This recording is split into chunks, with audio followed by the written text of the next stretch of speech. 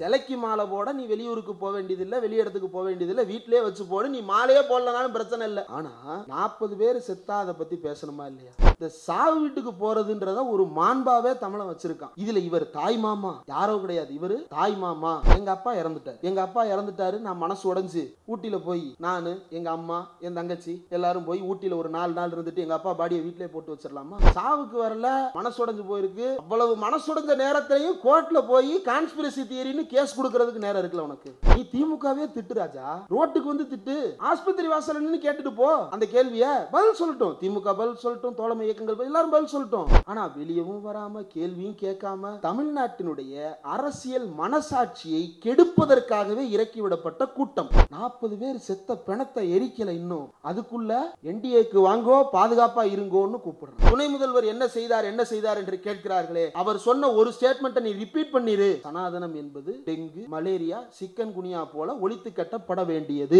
அவர் சொன்னதானே, திரும்ப சொல்லிரு. வேணும் வேணாம், மாநாடெல்லாம் நடத்த வேண்டாம், திரும்ப போல மனுநீதி எல்லாம் இருக்க வேண்டாம், நீ ஸ்டேட்மெண்ட் மட்டும் ரிப்பீட் பண்ணிரு. சனாதனம் ஒழிக்கப்பட வேண்டியது சொல்லு பாப்போம், முடிந்தால் சொல்லிப்பார். இப்படி எங்க ஏன்னு கேட்டாலும் பதில் வருது. ஆனா அங்க மட்டும் ஏன்னு கேட்டா ஏன் என்று இவன் கேட்கிறான். இவன் பாசிஸ்டாக இருப்பான் அப்படின்னு நம்மள பாசிஸ்ட்ன்றான். இதெல்லாம் புனை சுருட்டுக்கள் அப்படின்னு சொல்லிட்டு இருந்தாரு. எதை? எதிர்க்கட்சிகளுடைய விமர்சனத்தை. மகாபாரதம் மாரியா சார் அப்படின்னு சொல்லிட்டு ஒரு பத்திரிகையாளர் கேட்டான், you are an anti-Indian, I am not answerable to this question.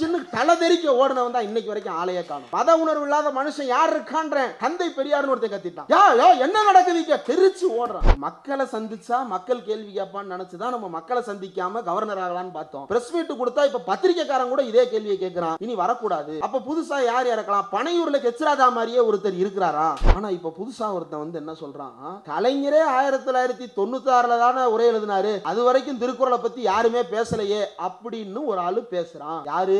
அவர் ஒரு ஆடிட்டர். இதுக்கு முன்னாடி ஆடு மேய்ச்சாரு, இப்ப பல ஆடுகளை மேய்த்து கொண்டிருக்கிறார். I call you Rajdeep, you call me guru. நான் டக்குன்னு என்ன நினைச்சேன், சரி பேர் சொல்லி கூப்பிடுறது இவருக்கு பிடிக்கும் போல. அடுத்து அவனே ஓபனா பாப்பாவாய் சும்மா இருக்காது, அவனே எல்லாத்தையும் உளருவான். Guru is not just a name, it is a status. மாட்டிக்கிட்டியா? நீ ஏவா சொல்லிப்ப? அப்படி கேட்டு வாங்க வேண்டியது இருக்கு. பார்ப்பதற்கு அப்பாவி போல இருக்கும் இந்த பார்ப்பான் இந்தியாவையே ஓட விட்டு வேடிக்கை பார்ப்பான். ஆம புகுந்த வீடும் ஆடிட்டர் புகுந்த வீடும் விளங்காது, அமீனா புகுந்த வீடும் ஆடிட்டர் புகுந்த வீடும் விளங்காதுன்ற மாதிரி நம்ம நினைச்சுக்கிட்டு இருந்தா, இது உண்மையிலேயே இந்தியாவுக்குள் புகுந்தா அமீனா தான் போல. அமீனாவோ அமீபாவோ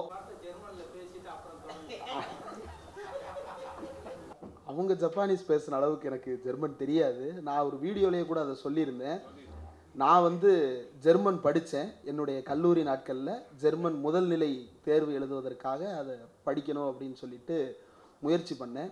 ஆனால் படிக்கிற நேரத்திலேயே அதை படித்தாலும் பேசுகிறதுக்கு நாதி இல்லாத போது அதை படித்து என்ன பிரயோஜனம், எப்படி இந்தி படிக்கிறது பிரயோஜனம் இல்லையோ அதுபோல பயன்பாட்டுக்கு ஒவ்வாத ஒன்றை நான் மண்டையில் ஏற்றிக்கொள்வது தேவையில்லை என்று அப்படியே மூட்டை கட்டி வைத்து விட்டேன். அதனால் ஜெர்மன் தேவையில்லை என்பது அல்ல, அந்த டாய்ஷ் மொழி, நீங்கள் டாய்ச்லாண்ட் என்று சொல்லப்படுகின்ற ஜெர்மனிக்கு போகும்போது தேவைப்படும். போக தேவையுள்ளவர்கள் அதை தாராளமாக படித்து கொள்ளலாம். ஆர்வத்தில் படிக்க நினைப்பவர்கள் படித்து கொள்ளலாம். ஆனால் பேசுவது தான் கஷ்டம். ஏன்னா பக்கத்தில் இருக்கிறவங்கள்ட்ட பேசுறதுக்கு வாய்ப்பில்லாத ஒரு மொழியை ஒரு மனிதன் கற்றுக்கொள்ள வாய்ப்பே இல்லை. கற்றுக்கொண்டாலும் கூட வார்த்தைகளுக்கு அர்த்தம் புரிய கற்றுக்கொள்ளலாமே தவிர பேசுவதற்கு கற்றுக்கொள்ள முடியாது. நம்ம எல்லாருக்கும் இங்கிலீஷ் நல்லா எழுத வரும், ஆனால் இங்கிலீஷ் பேச வராது. ஏன்னா பேசுவதற்கு ஆள் இல்லை, எழுதுறத படிக்கிறதுக்கு ஆள் இருக்கு. நம்ம எழுதுனா வாத்தியார் படிப்பார், வாத்தியார் எழுதுனா நம்ம படிப்போம். அதனால் இங்கிலீஷ் எழுதுவது நன்றாக வரும். நீங்கள் அரசு பள்ளியில் ஆங்கிலம் படித்த சில மாணவர்கள்லாம் பார்த்தீங்க அப்படின்னா, அரசு வேலைவாய்ப்புக்கு போனதற்கு பிறகு பேச்சில் அவங்களுக்கு தடுமாற்றம் இருந்தாலும் இங்கிலீஷ் கிராமட்டிக்கலாக ப்ராப்பராக எழுதுறது அவங்க தான் அப்படின்னு. நீங்கள் எந்த அலுவலகத்துக்கு போனாலும் அங்கே ப்ரைவேட் ஸ்கூல் ஸ்டூடெண்ட்டுக்கு அந்த வாழ்த்து இருக்காது, கவர்மெண்ட் ஸ்கூல் ஸ்டூடெண்ட்டுக்கு அந்த வாழ்த்து இருக்கும். ஏன்னா அவன் எழுதுவதற்கு மட்டுமே ஆள் இருந்த காரணத்தால் எழுதி எழுதி தன்னை பட்டை தீட்டி கொண்டான். இங்கே பேசுறதுக்கு ஆள் இருந்தாலும் கூட அது முறையாக இல்லாத காரணத்தால் பேசும் மொழி எதுவோ அதையே கற்றுக்கொள்ள முடியும் பேசுவதற்கு. ஜெர்மனுக்கு விளக்கம் சொல்ல ஆரம்பிச்சு அது ஒரு பெரிய தத்துவ விசாரமாக போய்கொண்டு. முதல்ல தோழர்கள் அனைவருக்கும் என்னுடைய மன்னிப்பை தெரிவித்துக் கொள்கிறேன். கூட்டம் 6:30 மணிக்கு வர வேண்டும் என்பதற்காகத்தான் 5:30க்கே கிளம்ப முயற்சி செய்தோம். ஆனால் வாகனம் சரியாக கிடைக்கவில்லை. அதே நேரத்தில் வந்த வழியில் போக்குவரத்து நெரிசலும் மாட்டிக்கொண்டேன். ஸ்டெர்லிங் ரோட்டுக்கு அருகில் முதல் முறையாக திடலுக்கு லேட்டாக வந்தேன் அப்படின்றது எனக்கு ஒரு கரும்புள்ளியாக மாறிவிட்டது. அதனால் தோழர்களிடம் என்னுடைய வருத்தத்தை தெரிவித்துக் கொள்கிறேன். தோழர்களை நீ மன்னித்து விட வேண்டும். இந்த இதழ் தந்தை பெரியாருடைய 147ஆம் ஆண்டு பிறந்த நாள் மலர் 2025. இந்த மலர் வெளியிடுவதாக ஒரு நாள் திடலுக்கு எதேச்சையாக வேறு சில நூல்கள் வாங்க வேண்டிய தேவை இருந்தது. அப்போது நான் வந்திருந்தேன். அப்போது தோழர் பிரின்ஸ் அவர்களை பார்த்தேன். அண்ணன் தான் நம்ம இதழ் ஒன்று கொண்டு வர்றோம், விடுதலைக்கு ஒரு கட்டுரை எழுதுங்க இந்திரா அப்படின்னு சொன்னார். எழுதுங்கன்னு சொல்லிட்டாரு. அந்த சொன்னதே பெரிய ஷாக். விடுதலை சிறப்பு மலரில் நான் என்ன எழுத போகிறேன்? அதில் ஆசிரியர் எழுதுவார், எப்படி முதலமைச்சர் எழுதுவார், கவிஞர் எழுதுவார், இன்னும் மற்ற துணை பொதுச் செயலாளர்களோ அல்லது மூத்த தோழர்களோ அனைவரும் எழுதுவார்கள். எல்லாரும் எல்லாத்தையும் சொல்லிடுவாங்களே, இப்போ நம்ம இதில் என்ன போய் சொல்ல போகிறோம், நமக்கு இதில் என்ன வேலை இருக்கும் அப்படின்றது எனக்கு ரொம்ப பயத்தை தந்து விட்டது. அதனால் எழுத தொடங்கிட்டேன். எழுத தொடங்கிட்டாலும் எப்படி நிறைவு செய்கிறது அல்லது எப்படி இதை ஓவராலாக ஒரு வடிவத்துக்கு கொண்டு வர்றது அப்படின்றதில் எழுதி கொண்டே போயிட்டேன். அப்புறம் மறுபடியும் கூட தோழர் தளபதிராஜ் அவர்களும் அண்ணன் பிரின்ஸ் அவர்களும் தொடர்ந்து கேட்டுகிட்டே இருந்தாங்க, இந்த அனுப்பிறேன்ட்டு கடைசி நேரத்தில் ஒரு வழியாக நிறைவு செய்து அனுப்பினேன். தோழர் அவர்கள் என்னுடைய கட்டுரை பற்றி குறிப்பிட்டார்கள். அதற்கு தோழருக்கு என்னுடைய நன்றியை நான் தெரிவித்துக் கொள்கிறேன். இந்த தலைப்பு முதல்ல இப்படி வைக்கல, பெரியார் கண்ட குடியரசும் விடுதலையும் அப்படின்னு வைக்கல. ஆனால் குடியரசு விடுதலை இந்த 2 ஏடுகளினுடைய குறிப்புகளிலிருந்து படித்த தாக்கத்தில் தான் இந்த கட்டுரையே தொடங்குறேன். அதில் குறிப்பாக தோழர் சுட்டிக்காட்டிய வீரையன் அப்படின்ற அந்த சட்டசபை உறுப்பினர், நியமன உறுப்பினர், அவரை பற்றிய குறிப்புகள் தேடி பார்க்குறேன், எங்கேயுமே கிடைக்கல. வீரையன் யாரு, அவர் எங்கே வாழ்ந்தார், அவர் ஏன் நியமன உறுப்பினராக போனார், அவரை ஏன் பெரியார் ஆதரித்து இவ்வளவு தூரம் குடியரசில் தொடர்ந்து அவரை பற்றி பதிவு செய்து கொண்டே இருக்கிறார்.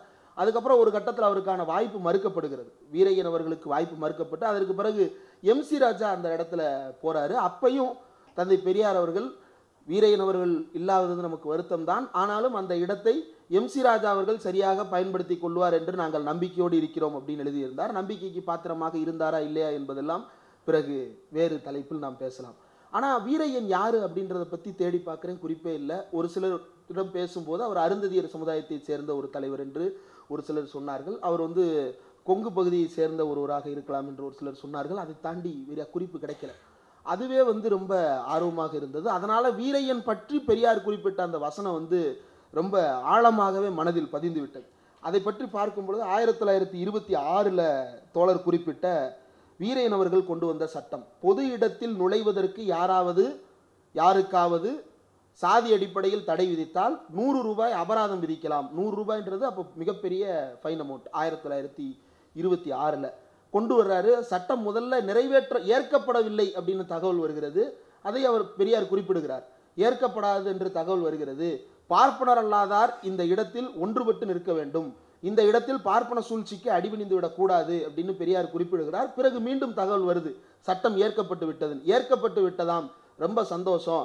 ஆனால் இவன் ஏற்றுக்கிட்டான்னதுக்கு பிறகுதான் எனக்கு இன்னொரு சந்தேகம் வருது, இந்த பாப்பா இந்த சட்டம் ஏற்றுக்கிறதுக்கு அனுமதிச்சிருக்கிறான் அப்படின்னா நிச்சயமா இந்த சட்டம் செயல்படுவதற்கு அனுமதிப்பானா அப்படின்ற கேள்வி இருக்கு. அதற்கு இந்த பார்ப்பானுடைய அறிவும் பார்ப்பானுடைய சட்ட அனுபவமும் அனுமதிக்குமா அப்படின்ற கேள்வியை முன்வைக்கிறார். பார்ப்பானுடைய சட்ட அனுபவம் இதை அனுமதிக்குமா என்ற கேள்வி அவர் எழுப்புனதுல அதை தமிழில் பார்க்கும் பொழுது அப்படி, இங்கிலீஷில் அதை மாற்றினீங்க அப்படின்னா ப்ரிவிலேஜ்.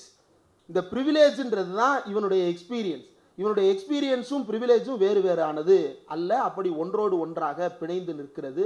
அது நம்மை அனுமதிக்குமா அப்படின்ற கேள்வியை எழுப்பியிருந்தார். அதுதான் பல்வேறு விஷயங்களை இதோடு சேர்த்து பெரியாரோடு சேர்த்து புரிந்து கொண்டது. அதிலிருந்து தான் JNU பற்றிய கருத்துக்கள், அதிலிருந்து தான் கிறிஸ்டோபர் ஜாஃபர்லே அவருடைய கருத்துக்கள், அதிலிருந்து தான் பாரதிதாசனுடைய கவிதை என்று எல்லாவற்றையுமே அதிலிருந்து தான் தேட தொடங்கி இந்த கட்டுரையில் கோர்த்து முடிக்கும் பொழுது தான் போயிட்டே இருக்கும்போது தமிழ்நாட்டினுடைய தந்தை பெரியாரை பற்றி நாம் பேசும் பொழுது வடக்கில் இருப்பவர்கள் அவர் யாரு அப்படின்ற கேள்வியை முன்வைப்பாங்க. அப்போ அவர் யார் என்ற கேள்விக்குத்தான் அவர் என்றே எழுதி அவர்தான் பெரியார் என்று முடித்தேன். அப்படி முடிக்கும் பொழுதுதான் ஒரு வரி விழுந்தது, குடி அரசு விடுதலை அப்படின்னு குறிப்பிடும் பொழுது தோழர் சரியாக சுட்டி காட்டியது போல பெரியார் கான்ஸ்டியூஷன்ல இருக்கிற அந்த வார்த்தைகள்ல ஒரு ரீப்ளேஸ்மெண்ட் பண்ணாரு.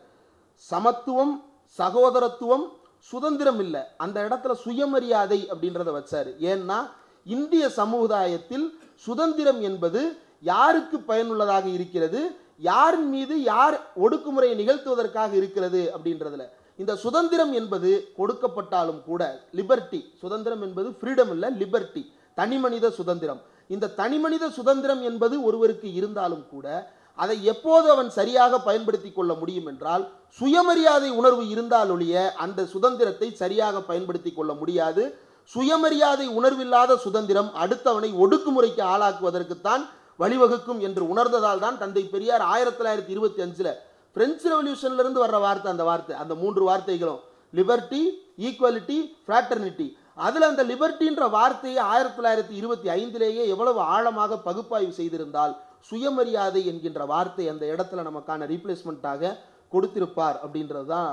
அந்த சுயமரியாதை உள்ள நாடாக இந்த நாடு இருக்க வேண்டும். விடுதலை என்பது வெறும் விடுதலை அல்ல, தன்மானம் உள்ள சுயமரியாதை உள்ள விடுதலை. அதே போல குடியரசாக இருந்தாலும் கூட இந்த குடியரசு எப்படிப்பட்ட குடியரசாக இருக்க வேண்டும் என்பது பற்றி பெரியாருக்கு திட்டவட்டமான பார்வை இருந்தது. இந்த புத்தகத்தில் இருக்கக்கூடிய பல்வேறு கட்டுரைகளை பார்க்க முடிந்தது. அது பற்றிய ஒரு சில கருத்துக்களை மட்டும் நான் பகிர்ந்து கொள்ளலாம் அப்படின்னு நினைக்கிறேன். இந்த புத்தகத்திலேயே ரொம்ப முக்கியமான ஒரு ஸ்டேட்மெண்ட்டாக நான் பார்க்கறது, ரொம்ப ரொம்ப முக்கியமான ஒரு ஸ்டேட்மெண்ட்டாக பார்ப்பது, இந்த புத்தகத்தின் முதலாக கட்டுரை எழுதி இருக்கக்கூடிய இன்னொரு மனிதர். ஏன் அந்த மனிதரை பற்றி குறிப்பிடுகிறேன் என்றால், அவர் ஒரு இளைஞர். இன்றைக்கு தமிழ்நாட்டில் அறிவுத்தளத்தில் அல்லது முதலீட்டு தளத்தில் புதிய முதலீட்டாளர்களை ஈர்ப்பது குறித்தான தளத்தில் ஒரு விருந்தினர் தவறாமல் இடம்பெறுவார் என்றால் அது கென்னித்ராஜ் அன்பு என்று நாம் அறிந்த தோழர். ரொபோட்டிக்ஸ் நிறுவனத்தை நடத்தி வருகிறார். அவர் எழுதியிருக்கக்கூடிய கட்டுரை தமிழர்கள் மீண்டும் மீண்டும் உணர்ந்து அடுத்த தலைமுறைக்கு கடத்த வேண்டிய முக்கியமான செய்தி.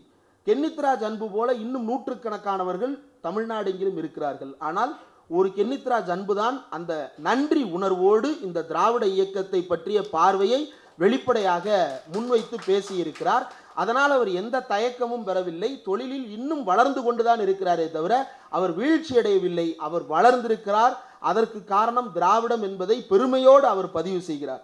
ஏன் அவரை குறிப்பிடுகிறேன் என்றால், தமிழ்நாட்டு இளைஞர்களுக்கு ஒரு ஊக்கம் தேவைப்படுகிறது அல்லது ஒரு ரோல் மாடல் தேவைப்படுகிறது. ஊருக்குள்ள சாதி வெறியோடு சுற்றி கொண்டிருக்கக்கூடியவர்களுக்கெல்லாம் எது ரோல் மாடலாக மாறுகிறது? ஏன் அவன் சாதி வெறியனா மாறுறான் அப்படின்னா, அவனுக்கு லோக்கல்ல சுற்றி அவன் பார்க்கும் பொழுது யார் ஹீரோயிசமா இருக்கிறாங்க, யார் எல்லாத்துக்கும் அடாவடியா நிற்கிறாங்களோ அவங்க தான் அவனுக்கு இன்ஸ்பிரேஷனா தெரியுறாங்க.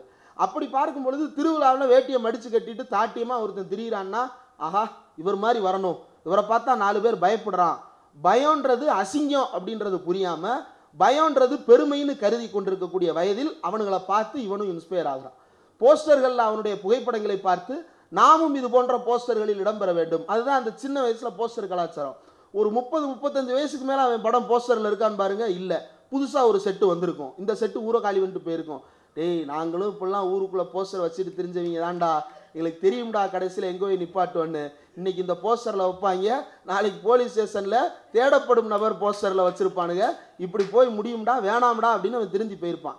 ஆனால் 18லேருந்து 35 தாண்டதுக்குள்ளே தானே அவன் நிலை தடுமாறி போயிடுறான். அந்த 18லேருந்து 35க்குள்ளதான எந்த கூட்டத்திற்கு போவது என்று தெரியாமல் அந்த கூட்டத்தில் போய் சேருகிறான். யாரின் பின்னால் போய் நிற்பது என்று தெரியாமல் அங்கங்கே போய் அலைமோதி கொள்ளுகிறான். அந்த மோதலில் மூச்சு திணறுகிறான். அதை தானே நம்ம பார்த்துட்டு இருக்கிறோம். அந்த இடத்தில் தான் கென்னித்ராஜ் அன்பு போன்ற முக்கியமான முன்னுதாரணங்களை நாம் மீண்டும் மீண்டும் முன்னிலைப்படுத்த வேண்டி இருக்கிறது. ஒரு டிரைனேஜ் சுத்தம் செய்யும் தந்தையின் மகனாக இருந்த நான் தற்போது ஒரு தலைமை செயல் அதிகாரியாக இருப்பதற்கு ஒரு பலம்தான் உள்ளது. அது எதுவென்றால் புத்தகம் மட்டும்தான், வேறு ஒன்றும் கிடையாது. அந்த புத்தகம் எனது அப்பா கைக்கு வரவில்லை, எனது கைக்கு வந்து சேர்ந்தது. அந்த புத்தகம் என் கையில் வருவதற்கு காரணம் தந்தை பெரியார் என்பதை தெரியப்படுத்த விரும்புகிறேன். இதையெல்லாம் உருவாக்கி கொடுத்த அந்த மனிதருக்கு நான் நன்றி சொல்ல வேண்டும் என்று நினைத்தேன். அந்த நன்றி அறிவிப்பு கூட்டமாக நான் இதை பயன்படுத்தி கொள்ளுகிறேன். மற்ற மாநிலங்களில் விஸ்வகர்மா யோஜனா திட்டத்தின் கீழ் செருப்பு தைக்கும் தந்தைக்கு மகனாக பிறந்தால் நீயும் செருப்பு தைப்பதற்கு நான் காசு தருகிறேன் என்று சொன்ன இடத்தில் பட்டியல் இனத்தை சார்ந்த மாணவர்கள் ரொபோட்டிக்ஸ் படிப்பு படிப்பதற்கு ஒரு மாநில அரசு முதன்முறையாக ரொபோட்டிக்ஸ் படிப்பிற்கு எந்தவித கட்டணமும் இல்லாமல் இலவசமாக வழங்குவது தமிழ்நாட்டில்தான். அதே போல பட்டியலினத்தை சேர்ந்த மாணவனா அவருக்கு கட்டணம் இல்லை, பொறியியல் கல்லூரியில் கட்டணம் இல்லை. இது போன்ற திட்டங்களை கொண்டு வருவதற்கு வித்திட்டவர் தந்தை பெரியார் என்று இளைஞர் நலன் மற்றும் விளையாட்டு மேம்பாட்டுத்துறை சார்பில் சென்னை அண்ணா நூற்றாண்டு நூலகத்தில் 18/9/2024 அவர் பேசிய அந்த பேச்சிலிருந்து இந்த கட்டுரைக்கான ஒரு சுருக்கமான சாரம் எடுத்து வழங்கப்பட்டிருக்கிறது. இந்த ரோல் மாடல்ஸ் தமிழ்நாட்டு இளைஞர்கள் மத்தியில் கொண்டு போய் சேர்க்க வேண்டியது காலத்தினுடைய அவசியம் என்று கருதுகிறேன். ஏனென்றால் நேற்றைக்கு பகத்சிங்கினுடைய பிறந்த நாள். பகத்சிங் குறித்து மட்டுமல்ல, இந்தியாவில் 1925 ஒரு முக்கியமான ஆண்டு. இந்தியாவின் பல வகையான முன்னேற்றங்கள் அந்த காலகட்டத்தில் நடக்க தொடங்கின. முன்னேற்றங்கள் என்றால் அரசியல் ரீதியான வெவ்வேறு வகையான பரிமாணங்கள் அப்போது வெளிப்பட தொடங்கின. ஒன்று, தமிழ்நாட்டில் குடியரசு இதழ் தொடங்கப்பட்டது. 2, அதே 1920-25 இடையில்தான் பகத்சிங்கினுடைய வாழ்வும் அங்கு முக்கியமான காலகட்டத்தில் இருந்தது.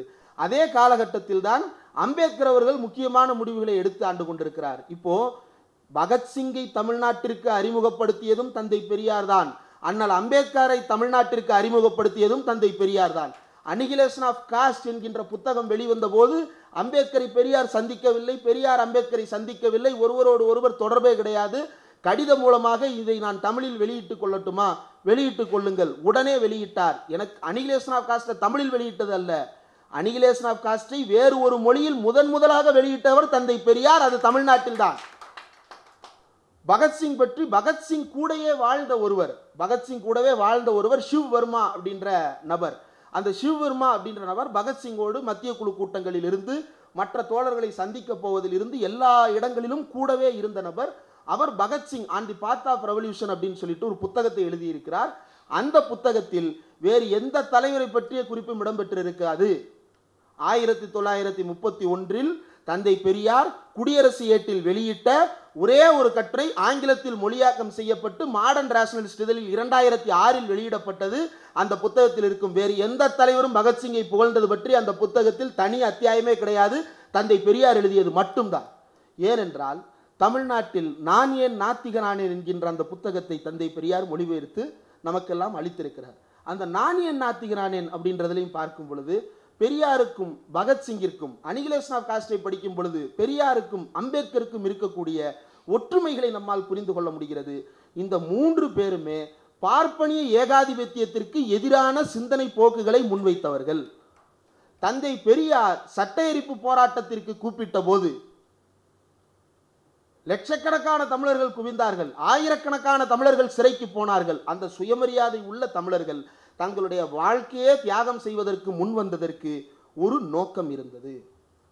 பகத்சிங் தன்னுடைய வாழ்க்கையே தியாகம் செய்வதற்கு அவராகவே தான் முன் வந்தார். வேற யாரும் அவரை போய் தேடி பிடிச்சு கைது செய்யல. பகத்சிங் சரண்டர் ஆனார். சரண்டர் ஆனதற்கு அவர் சொன்ன காரணம் ஒன்று உண்டு. நீதிமன்றத்தை பிரச்சார மேடையாக பயன்படுத்தி கொள்கை பிரகடனத்தை மக்களுக்கு கொண்டு போய் சேர்ப்பது என்பதுதான் பகத்சிங் எடுத்த முடிவு. தந்தை பெரியாருக்கும் அங்கு அந்த பகத்சிங் எடுத்த முடிவுக்கும் இடையில இருக்கக்கூடிய பல ஒற்றுமைகள்ல இதுவும் ஒன்று. என்னென்ன? நீதிமன்றத்தை பிரச்சார மேடையாக பயன்படுத்துவது. அது மட்டுமல்ல, நீதிமன்றத்தில் சொல்ற கன்க்ளூடிங் ரிமார்க்ஸ் இருக்குல்ல, அதுலேயும் பெரியாருக்கும் பகத்சிங்க்கும் ஒற்றுமை உண்டு. இதையெல்லாம் சொல்லுகின்ற காரணத்தால் நான் இந்த குற்றச்சாட்டில் ஈடுபடவில்லை என்று நான் சொல்லவில்லை. உங்கள் மனம் குளிரும்படிக்கு என்ன தண்டனை கொடுக்க முடியுமோ அந்த தண்டனையை தாருங்கள் என்றுதான் 2 பேருமே தொடர்ந்து முன்வைத்திருக்கிறார்கள். ஏன் இதை சொல்றேன், ஏன் பகத்சிங்கையும் சேர்த்து சொல்றேன் அப்படின்னா, அதே நாளில் தான் ஒரு பெரிய கூட்டம் தந்தை பெரியாரோடு சேர்ந்து போராடி சிறைக்கு சென்று 14 வயசு பையன் வாளாடி பெரியசாமின்னு ஒரு பையன், அந்த பையன் தன்னுடைய உயிரை தியாகம் செய்ய முன் வந்ததற்கு காரணம் என்ன? இன்னொரு பையன் கவர்னர் போய் பார்க்குறாரு, என்னப்பா சட்டத்தை எரிச்சிட்டு ஜெயிலுக்கு வந்திருக்கிற, சரி நீ விவரம் தெரியாமல் பண்ணியிருப்ப, இல்லை தப்பாக கைது பண்ணியிருப்பாங்க, நீ வீட்டுக்கு கிளம்புறியா அப்படின்னு கேட்குறாங்க. சரி வீட்டுக்கு போகிறேன். போனால் என்ன செய்வ? மீளும் எரிப்பேன் அப்படின்னு சொல்கிறான். நீ எரிச்சிருக்க மாட்டேன்னு நினச்சி உன்னை வெளியே போக சொல்லலான்னு பார்த்தா நீ மீண்டும் எரிப்பேன்னு சொல்றியே அப்படின்னு கவர்னரே ஷாக்காகிறான். அந்த பையன் அதை சொன்னதில் ஒரு நோக்கம் இருந்தது. இந்த நோக்கம் ரொம்ப முக்கியமானது. சில தினங்களுக்கு முன்பு கரூருக்கு போயிருந்த எண்ணற்ற பேர் எனக்கு தெரிந்து இங்க இருக்கக்கூடிய யாருக்கும் கூட தூக்கம் வந்திருக்காது. நண்பர்கள் யாருடைய தொலைபேசி அழைப்பை எடுத்தாலும் என்னடா இப்படி நடந்துருச்சு அப்படின்னு சொல்லிட்டு கேத வீட்டில் துக்கம் விசாரிக்க போயிட்டு அவங்க கையை பிடிச்சிட்டு என்ன பேசுறதுன்னு தெரியாமல் 2 நிமிஷம் கையை பிடிச்சி மௌனமாக நின்றுட்டு வெளியே வருவோம் இல்லையா? அதுபோல் ஃபோனை போட்டுட்டு என்னடா இப்படி ஆயிடுச்சேன்னு ஒருத்தர் ஃபோனை போட்டு 2-3 நிமிஷம் அந்த ஃபோன் அப்படியே அமைதியாக இருக்குது, சரி பார்ப்போம் அப்படின்னு சொல்லிட்டு அதுக்கப்புறம் ஃபோனை வச்சுட்டு, இப்படி தமிழ்நாட்டில் இருக்கக்கூடிய அத்தனை வீடும் துக்க வீடாக மாறி இருக்கு. ஏன்? ஏதோ ஒரு கட்சி அது கூட்டத்தை நடத்தி இருக்கிறது, அந்த கூட்டத்தில் ஒரு அசம்பாவிதம் நடந்திருக்கிறது. அதை பற்றி தமிழர்களுடைய மனசாட்சிக்கு ஏன் உரைக்க வேண்டும்? அவர்கள் ஏன் அதை பற்றி கவலைப்பட வேண்டும் என்றால், தமிழன் செய்த கடந்த கால உயிர் தியாகங்கள் எல்லாவற்றுக்கும் ஒரு காரணம் இருந்திருக்கிறது. ஈழ போராட்டத்தை முன்வைத்து ஒரு சிலர் தங்களுடைய உயிரை நீத்தார்களா? என்ன காரணத்திற்காக நான் சாகிறேன் என்று தெரிந்துதான் செத்தார்கள். இந்திய எதிர்ப்பு போராட்டத்தில் தீக்குளித்து செத்தார்களா? எதற்காக சாகிறேன் என்று தெரிந்து செத்தார்கள். சட்ட எரிப்பு போராட்டத்தில் சிறைக்கு சென்று செத்தார்களா? எதற்காக சாகிறேன் என்று தெரிந்து செத்தார்கள். இந்திய எதிர்ப்பு போராட்டத்தில் சிறைக்கு சென்று மிதிபட்டு செத்தார்களா? எதற்கு மிதிபடுகிறேன், மிதிபட்டால் என்ன ஆவேன் என்று தெரிந்து செத்தார்கள். ஆனால் ஏன் சாகிறேன் என்றே தெரியாமல் ஒரு அரசியல் கட்சியினுடைய கூட்டம் என்கின்ற பெயரில் கூட்டப்பட்ட ஒரு கூட்டத்தில் 41 பேர் இறந்திருக்கிறார்கள். 41 பேர். கேட்டால் வேடிக்கை பார்க்க போனேன் என்பதை தவிர வேறு எந்த பதிலும் கிடையாது.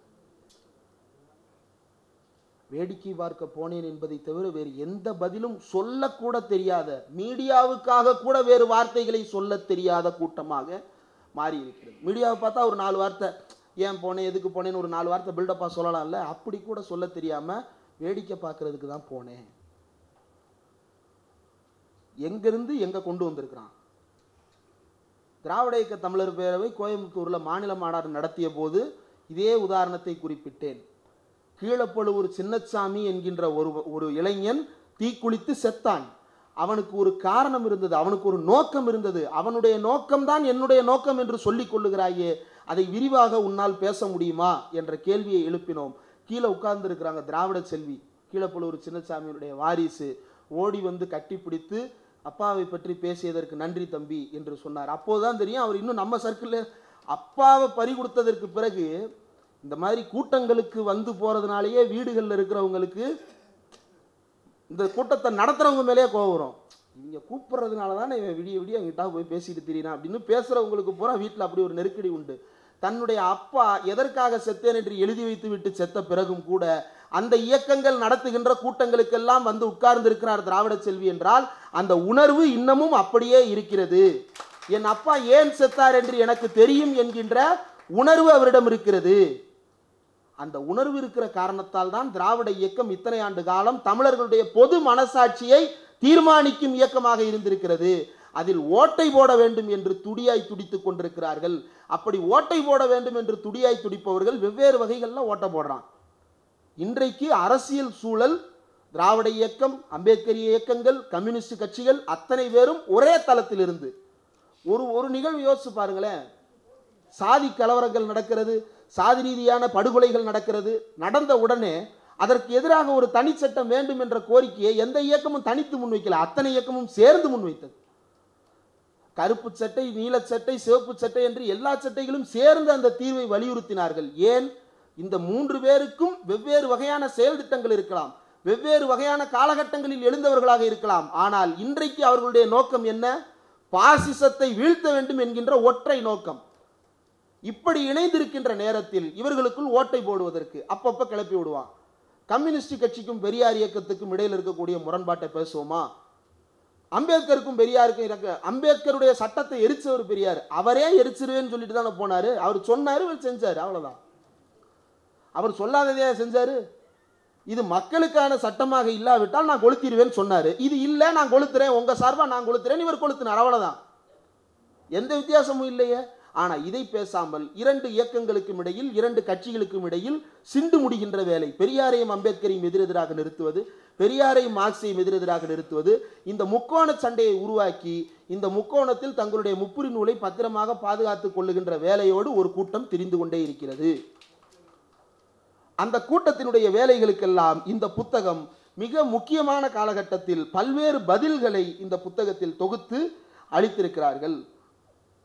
இந்த புத்தகத்தில் இருக்கக்கூடிய பக்கம் 73 ஊடகவியலாளர் தோழர் திருமாவேலன் அவர்கள் எழுதியிருக்கக்கூடிய கட்டுரை. 1950 கம்யூனிஸ்டுகளுக்கு எதிரான இயக்கம் அல்ல எங்கள் இயக்கம், கம்யூனிஸ்டுகளின் மூல கொள்கைகளுக்கு விரோதமான இயக்கம் அல்ல எங்கள் இயக்கம் என்று பெரியார் பேசுகிறார். எங்க? பம்பாயில் பேசுகிறார். அதை வெறுமனே சொல்லதான் செய்தாரா? இல்லை. அவர் கடைசி வரைக்கும் என்ன சொன்னாரு? சமத்துவ சமதர்ம குடியரசு. பெரியாருக்கும் அண்ணாவும் கலைஞரும் கடைசி வரை சொல்லிக்கொண்டே இருந்தது என்ன? சமத்துவ சமதர்ம குடியரசு. ஈக்குவலா இருக்கக்கூடிய, சோசலிஸ்டா இருக்கக்கூடிய ஒரு ரிப்பப்ளிக் வேணும். சோசலிசம் என்பதைத்தான் தமிழ்ல சமதர்மம் என்று பெரியார் இயக்கங்கள் குறிப்பிடுவது வழக்கம். அப்ப சமத்துவ சோசலிச குடியரசை உருவாக்குவது. பகத்சிங் சாகும்போது என்ன எழுதிட்டு போறாரு? ஒரு சோசலிச குடியரசை உருவாக்குவது. அதே தான் பெரியாரும் சொல்லுகிறார். அம்பேத்கரும் அதே தான் சொல்லுகிறார். சோசலிச குடியரசாக இந்த நாடு இருக்க வேண்டும் என்று. அதை அடைகின்ற வழிமுறைகளில் மாற்றம் இருக்கலாம், எல்லை இலக்கு ஒன்றுதான். அதை தெளிவுபடுத்திக் கொண்டே இருக்க வேண்டிய ஒரு சூழல் இருக்கிறது. அந்த இயக்கங்கள் இதை பேசவில்லை. ஆனால் அந்த இயக்கங்களின் பெயரை சொல்லி பல பேர் சமூக வலைதளங்களின் மூலமாக இந்த முரண்பாடுகளை தொடர்ந்து புழுகிக் கொண்டே இருப்பது. அப்போதான் இந்த புத்தகத்தில் இருக்கக்கூடிய இன்னொரு ரொம்ப ஆச்சரியமான தகவல் கண்ணில் பட்டது. பக்கம் 121 2010 தீக்கதிரில் வந்த ஒரு துண்டு செய்தி இதில் இடம்பெற்று இருக்கிறது. திருவாரூர் மாவட்டம் திருத்துறைப்பூண்டியில் மார்க்சிஸ்ட் கட்சி மூத்த தோழர்கள் ஒருத்தர் எம் வேதையன் விவசாயிகள் கூலி போராட்டம் முதல் பல போராட்டங்களில் பங்கேற்று 6 வருஷம் சிறையில் இருந்தவர்.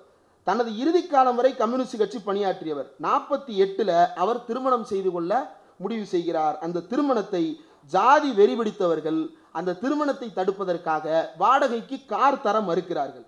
வேதாரண்யம் வட்டம் ஆயக்காரன் புலத்தில் நடைபெற்ற ஜாதி ஒழிப்பு மாநாட்டில் பங்கேற்க பெரியார் அங்க வந்திருக்கிறார். அப்போ தன்னுடைய காரை வழங்கி அந்த திருமணத்தை நடத்தி வைக்க பெரியார் உதவி செய்திருக்கிறார்.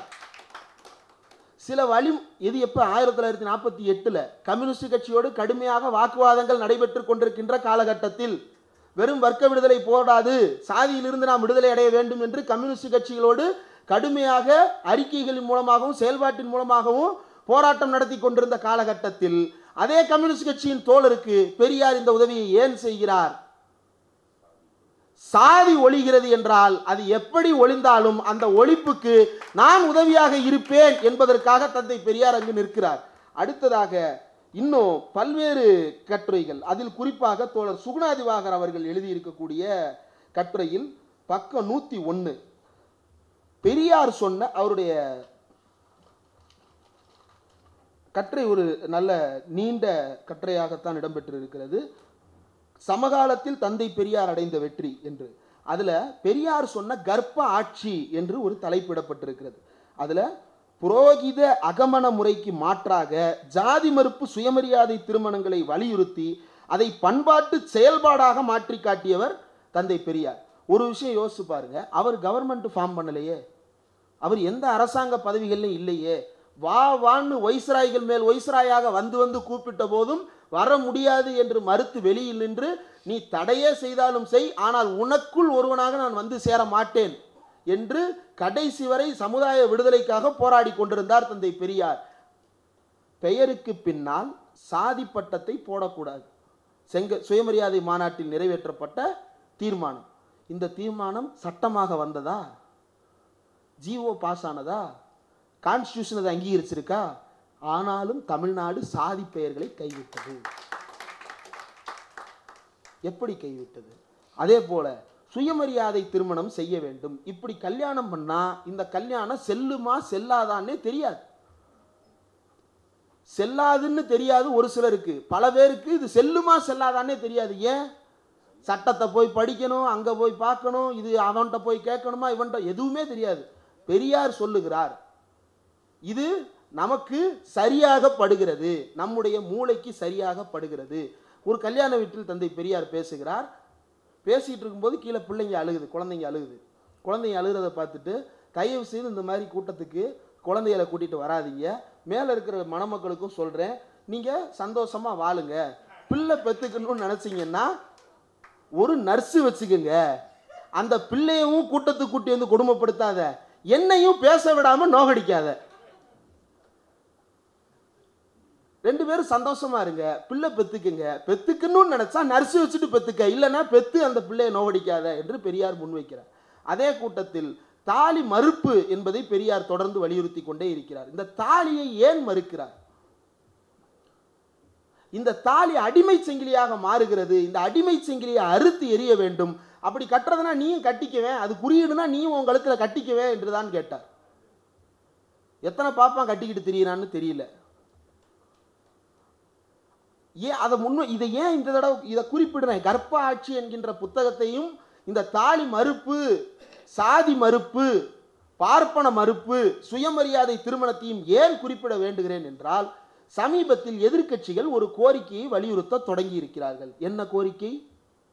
தாலிக்கு தங்கத்தை தடை செய்யாதீர்கள், தாலிக்கு தங்கத்தை கொண்டு வந்து சேருங்கள் என்று தொடர்ந்து சொல்லிக்கொண்டு எடப்பாடி பழனிசாமி கூட்டத்திற்கு போகிறார் என்றால் அப்படி உருக்கமா, எங்க வீட்டு பிள்ளைங்கெல்லாம் தாலிக்கு தங்கம் இல்லாம தாலி கட்ட வழி இல்லாம நிக்கிறாங்களே, இந்த அரசுக்கு கண் இல்லையா அப்படின்னு அழுகிறார். கொடியில யார் இருக்கா? அவர் கொண்டு வந்த 3 முக்கியமான சட்டங்கள்னு யாரை கேட்டாலும் சொல்லுவான் தமிழ்நாட்டில். அதுல ஒரு சட்டம் என்ன? சுயமரியாதை திருமண சட்டம். கொடியில அவரை வச்சிருக்க, கட்சி பேர்ல அவரை வச்சிருக்க.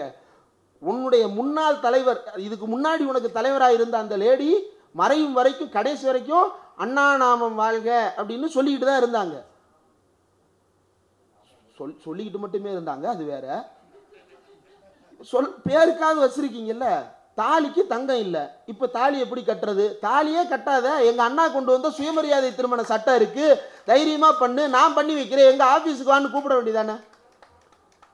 பெரியார் இயக்கங்கள் ஆண்டுக்கு பல ஆயிரக்கணக்கான சுயமரியாதை திருமணங்களை நடத்தி வைத்துக் கொண்டிருக்கிறார்கள். எல்லா இயக்கங்களையும் நடத்தி வைக்கிறாங்க. பெரியார் இயக்கத்தை சேர்ந்த வழக்கறிஞர்கள் அவங்க ஆபீஸ்ல கல்யாணம் பண்ணி வச்சுக்கிட்டு இருக்கிறாங்க. ஆனா இவரு தாலிக்கு தங்கம் இல்லை, தாலி கட்ட முடியல, அதனால கல்யாணம் பண்ண முடியல. உனக்கு கல்யாணம் பண்றது பிரச்சனையா, தாலி கட்டுறது பிரச்சனையா, தாலியில தங்கம் கட்டுறது பிரச்சனையா? தங்கம் கட்டினாதான் தாலி கட்டுவேன்னு சொன்னா வரதட்சணை கொடுமை, தாலி கட்டினா தான் கல்யாணம் பண்ணுவேன்னு சொல்றது அது மதவாத கொடுமை, கல்யாணம் பண்ணாதான் வாழ முடியும்னு சொல்றது சனாதன கொடுமை. இந்த 3 கொடுமையும் அட்ட டயத்துல ஒரே ஆள் பேசுறாரு. இதுல கொடுமை என்னன்னா, ஆதரவற்ற கைம்பெண்களுடைய மகள்களுக்கு திருமண உதவி திட்டம் யாருடைய பேர்ல? அன்னை மணியம்மையார் பேர்ல அந்த திட்டம் இருக்கு. இந்த ஜெயலலிதா அம்மையார் பண்ண கொடுமை, அன்னை மணியம்மையார் பேர்ல இருக்கிற அந்த திட்டத்திலையும் தாலிக்கு தங்கத்தை அட்டாச் பண்ணிட்டாங்க. மணியம்மையார் பேர்லையா தாலிக்கு தங்கம் கொடுப்ப? அதுவும் விதவை மறுமணத்துக்கா தாலிக்கு தங்கம் கொடுப்ப? இப்போ எல்லாத்துலையும் 8 கிராம் தங்கம், முதல் 4 கிராம் தங்கம் முதல்ல கொண்டு வரப்பட்ட போது அதனுடைய நோக்கம் என்ன? திருமண உதவி திட்டம். மொத்தம் 5 வகையான திருமண உதவி திட்டங்கள் இருக்கிறது. வருமானத்திற்கு வாய்ப்பற்றவர்களுக்கான திருமண உதவி திட்டம், கைம்பெண் மறுமணத்திற்கான திருமண உதவி திட்டம், சாதி மறுப்புக்கான திருமண உதவி திட்டம், கைம்பெண் மகள்களுக்கான திருமண உதவி திட்டம், ஆதரவற்ற குழந்தைகளுக்கான திருமண உதவி திட்டம். இந்த 5 திட்டம், இந்த 5 திட்டமும் 5 பேர்ல செயல்படுத்தப்படுகிறது. இதுல ஒரே ஒரு திட்டம் தான் நிறுத்தப்பட்டது. என்ன திட்டம்? மூவலூர் ராமாமிர்தம் அம்மையார் உயர்கல்வி உறுதி திட்டம். பேர் என்ன? மூவலூர் ராமாமிர்தம் அம்மையார் உயர்கல்வி உறுதி திட்டம். அதுக்கு என்ன கொடுக்குறான்? தாலிக்கு தங்கம்னு இப்ப கொடுக்கணும்னு சொல்றாங்க. அந்த ஒரு திட்டத்தை மட்டும்தான் ஸ்டாப் பண்ணிட்டு புதுமை பெண் திட்டமாக மாற்றப்பட்டிருக்கிறது. மற்ற திருமண உதவி திட்டங்கள் எல்லாம் தொடர்ந்து கொண்டுதான் இருக்கிறது. அப்படியே தொடர்ந்தாலும் தமிழ்நாடு அரசுக்கு நாம் வைக்க வேண்டிய கோரிக்கை, நாம் தர வேண்டிய அழுத்தம் என்னவென்றால், இந்த தாலிக்கு தங்கம் என்பது தந்தை பெரியாரின் சிந்தனைக்கு எதிரானது, பேரறிஞர் அண்ணா கொண்டு வந்த சுயமரியாதை திருமண சட்டத்திற்கு எதிரானது. அந்த சுயமரியாதை திருமண சட்டம் என்பது வெறும் பேப்பராக மாற்றுவதற்காக கொண்டு வரப்பட்ட திட்டம் இந்த தாலிக்கு தங்கம். அதை தடுத்து நிறுத்தணும்ன்றதான் நாம முன்வைக்க வேண்டிய கோரிக்கை. இதை பேச வேண்டிய நேரத்தில் நம்மை மடைமாற்றுவதற்காக மக்களுடைய சென்டிமெண்ட் என்ற பேர்ல தாலிக்கு தங்கம் தாலிக்கு தங்கம் என்று அதை எலெக்ஷன் இஷ்யூவா மாத்த பார்க்கறாங்க. இதற்கு நாம் ஒரு காலம் அனுமதிக்க கூடாது. தாலிக்கு கொடுக்கப்பட்ட தங்கத்தால் எங்கள் வாழ்க்கை என்ன மாற்றம் அடைந்திருக்கிறது என்று எந்த பெண்ணும் பேசி நான் கேட்கவில்லை. ஆனால் 10 மாதங்கள் கொடுக்கப்பட்ட அந்த 1000 ரூபாயால் என்னுடைய அம்மாவுக்கு இன்றைக்கு நான் தையல் மிஷின் வாங்கி கொடுத்திருக்கிறேன், என் அம்மா சொந்த காலில் இருக்கிறார் என்று பெண்கள் வாக்குமூலம் கொடுக்கிறார்கள் நேரு உள் விளையாட்டு அரங்கத்தில். ஒன்றல்ல இரண்டல்ல ஆயிரக்கணக்கான பெண்கள் இது போன்ற கதைகளை சொல்லிக் கொண்டே இருக்கிறார்கள். அந்த மேடையிலேயே பேசுவதற்கான வாய்ப்பு இல்லை. 20 நாள் தொடர்ந்து ஒரு நிகழ்ச்சியை நடத்துவோம், எல்லா பெண்களும் பேசணும்னு முடிவு பண்ணிட்டோம் அப்படின்னா தமிழ்நாட்டின் கதைகளை கேட்டு உலகமே அழும். அன்பில் ஏன் அழுதார் என்று இன்றைக்கு சிலர் சமூக வலைதளத்தில் இட்டுக்கட்டி எழுதி கொண்டிருக்கிறார்கள். உலகமே அழும். ரேவந்த் ரெட்டிக்கு தமிழ் தெரியுமான்னு தெரியாது, அவர் உட்கார்ந்து அழுகிறார். ஏன் அழுகிறாரு? அவர் ஏன் நாடகம் ஆடணும்? ஒரு தேசிய கட்சியினுடைய இன்னொரு மாநிலத்தினுடைய முதலமைச்சர் அவர் ஏன் வந்து டிராமா பண்ணும்?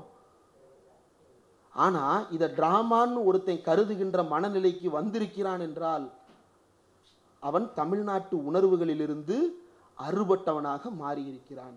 அப்படி அவன் அறுபட்டதற்கு காரணம் அவன் மனதில் இருக்கின்ற ரசிக வெறி.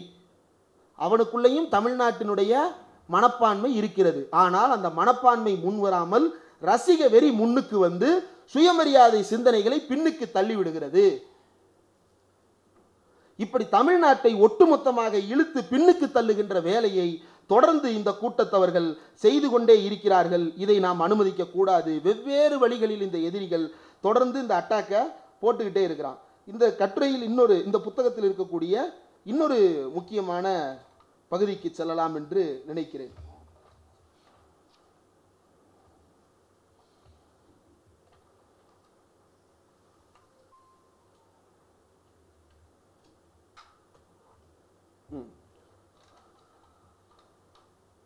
தோழர் ஆர் விஜயசங்கர் அவர்கள் எழுதிய சமதர்மமும் சனாதன தர்மமும் என்ற கட்டுரை.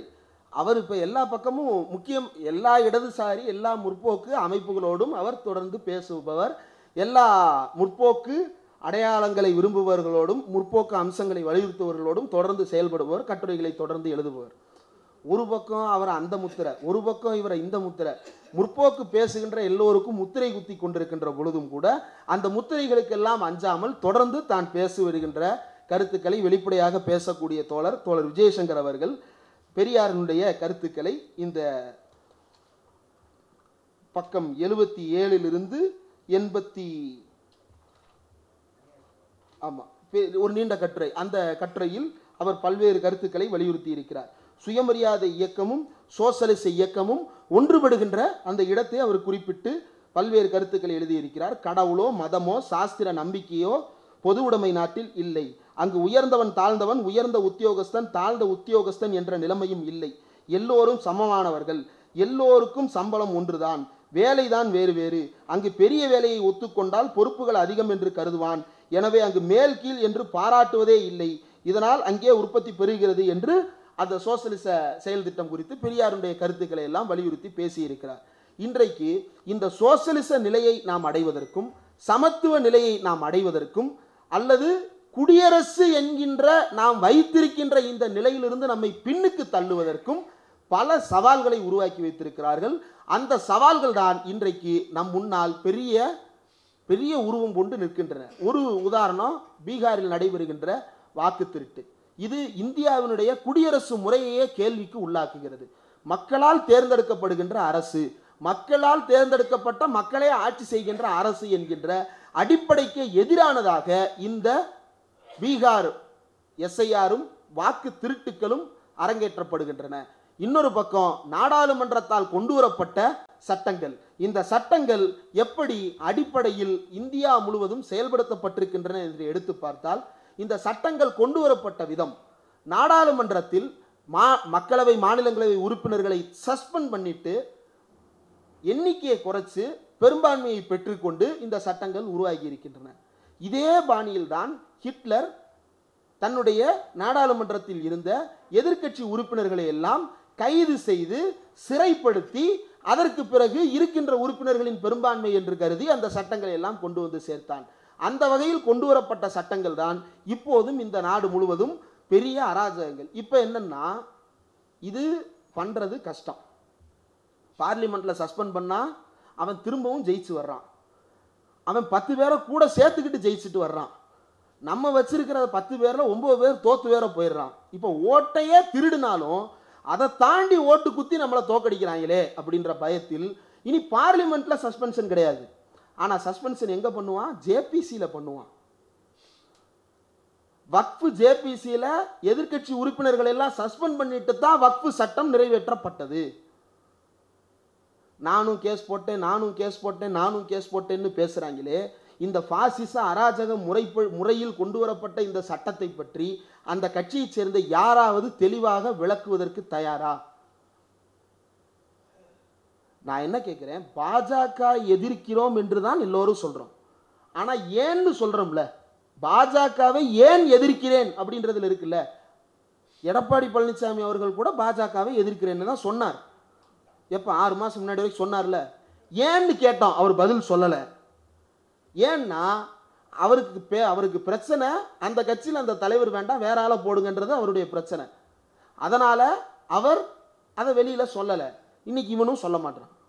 ஏன் பாஜகவை எதிர்க்கிறாய் விளக்குக, தெரியாது. டிக்கெடிக்கிறது மட்டும்தான் தெரியும். Option A, option B, option C, option D. அதுலேயும் ஆப்ஷன் டி பதிலளிக்க விரும்பவில்லைன்னு இருந்தால் மட்டும்தான் பதிலளிப்பான், வேற எதுக்கும் பதிலளிக்க மாட்டான். நீங்கள் அவன் சொல்கிற எல்லாமே 10 நிமிஷம் பேசுகிறவர்கிட்ட விளக்கம் கேட்கத்தானே வேணும். 10 நிமிஷம் நான் கூட சொல்கிறேன், அவரே 3 நிமிஷம் தான் பேசுவேன்றது. நான் ஏன் 10 நிமிஷம் கூட சொல்கிறேன்? 3 நிமிஷம் பேசுகிற ஒருத்தர் விளக்குக, பாஜகவோடு கூட்டணி வைக்க மாட்டேன், ஏன் பதில் அது அப்படிலாம் ஏன் ஏன் கேட்குறீங்க? நீங்கள் கூட்டணி வைக்கக்கூடாதுன்னு சொன்னீங்க, நான் வைக்க மாட்டேன்னு சொல்கிறேன்ல, அதோட போக வேண்டியதானே. ஏன் நீ ஏன் கேட்குற? இந்த ஏன் என்ற கேள்விக்கு இடமில்லாத எதுவுமே நாட்டின் முன்னேற்றத்திற்கு பயன்படாது. ஏன் என்ற கேள்விக்கு பதில் சொல்லாத ஒருவன் இந்த மக்களுக்கு கடமைப்பட்டவனாக இருக்க மாட்டான். ஏன் என்ற கேள்விக்கு பதில் சொல்ல தெரியாத ஒருவன் நல்ல தலைவனாக மட்டுமல்ல, சுயமரியாதை உள்ள மனிதனாகவே இருக்க மாட்டான். அதனால்தான் ஏன் என்ற கேள்விக்கான பதிலை திரும்ப திரும்ப கேட்கிறோம். திமுக காரர்கள் பதில் சொல்றாங்களே, ஏன் என்ன கேள்வி கேட்டாலும் பதில் சொல்றாங்களே. மதுரை மாநாட்டுக்கு போனோம், முப்பெரும் விழா மாநாட்டுக்கு போனோம். நம்முடைய வலைவலியை சேர்ந்த மில்டன் அந்த முப்பெரும் விழாவை கவர் பண்றாரு, ஆவணப்படுத்துறாரு. ஒருத்தர் வர்றாரு, நல்ல கடா மீசை வச்சிருக்கிறாரு. என்னங்க பயங்கரமா மீசையெல்லாம் வச்சிருக்கீங்க? ஆமா தம்பி, செருப்பு போடக்கூடாதுன்னு சொன்னா, மண்டையிலையும் மூஞ்சிலையும் முடி வச்சிருக்க கூடாதுன்னு சொன்னா, இதையெல்லாம் போராடி ஜெயிச்சுட்டு வந்திருக்கிறோம்ல, அதனால நான் பெருசா வச்சு காட்டுறேன் அப்படின்னு அவர் சொல்றாரு. நான் ஏன்னு கேட்டேன், அவர் பதில் சொல்றாருல. ஏங்க இந்த கட்சி உங்களுக்கு அவ்வளவு பிடிச்சிருக்கு அப்படின்னா, இங்க மட்டும்தாங்க சுயமரியாதை இருக்குன்னு ஒருத்தர் சொல்றாரு. ஏன்னு கேட்டதுக்கு பதில் சொல்றாருல. இப்படி எங்க ஏன்னு கேட்டாலும் பதில் வருது. ஆனா அங்க மட்டும் ஏன்னு கேட்டா, ஏன் என்று இவன் கேட்கிறான், இவன் பாசிஸ்டாக இருப்பான் அப்படின்னு நம்மள பாசிஸ்ட்ன்றான். ஏன் என்று கேள்வி கேட்டாலே பாசிஸ்ட். இதுக்கு முன்னாடி ஒருத்தர் வேற வார்த்தையை சொல்லிக்கிட்டு இருந்தாங்க, நம்ம அவனை பாசிஸ்ட்னு சொன்னோம். அதுக்கு பழி வாங்குறதுக்கு நம்மால் ஒருத்தனையே நிப்பாட்டி நம்மையே பாசிஸ்டாக மாற்றுகிறான். என்ன சொல்லிட்டு இருந்தான்? ஏன் என்ற கேள்வி கேட்டவர்களுக்கெல்லாம் இதற்கு முன்னாடி என்ன பேரு? தேச விரோதி, ஆன்டி நேஷனல், ஆன்டி இந்தியன் அப்படின்னு அவன் சொல்லிக்கிட்டு இருந்தான். அவனை ஒரே ஒரு கேள்விதான் சொன்னா, ஆல் அப்ஸ்காண்டு. இதெல்லாம் புனை சுருட்டுக்கள் அப்படின்னு சொல்லிட்டு இருந்தாரு. எதை? எதிர்கட்சிகளுடைய விமர்சனத்தை. மகாபாரதம் மாரியா சார் அப்படின்னு சொல்லிட்டு ஒரு பத்திரிகையாளர் கேட்டான், you are an anti Indian, I am not answerable to this question. தலைதெறிக்க ஓடுனவன் தான் இன்னைக்கு வரைக்கும் ஆளையே காணும். பார்த்தீங்க பிரஸ் மீட் ஏதாவது ஒன்றில் பார்த்தீங்கன்னா, அதுக்கு முன்னாடி தேசிய ஊடகங்கள்னு என்ன கத்து, அந்த படங்களை பற்றி என்ன கத்து, என்னென்ன பேச்சு பேசிதான். மகாபாரதம் மாரியா சார் அப்படின்னு மத உணர்வு இல்லாத மனுஷன் யார் இருக்கான்றேன், தந்தை பெரியார்னு ஒருத்தன் கத்திட்டான். அது எங்க படம் பார்க்க போன இடத்துல கத்துவான், யா யோ என்ன நடக்குது, தெரிச்சு ஓடுறான், தலை தெரிக்க ஓடுறான்.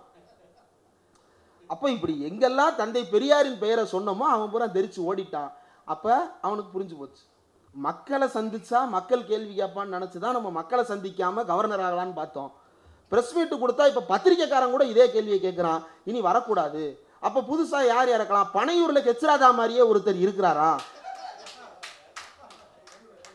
அவரு ஏங்க அவரை கெச்ராஜா திட்டி இருக்காரு. ஆனா இப்ப அவரே கெச்ராஜாவை மாறுறதுக்கு சரின்னு சொல்லிட்டாரு.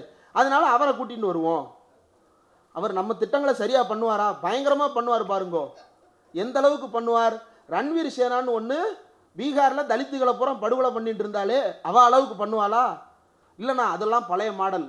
சரி, மகாராஷ்டிரால சிவசேனான்ற பேர்ல பண்ணிட்டு இருந்தாலே அந்த அளவுக்கு பண்ணுவாளா? அதெல்லாம் பழைய மாடல். அப்ப புது மாடல் எது?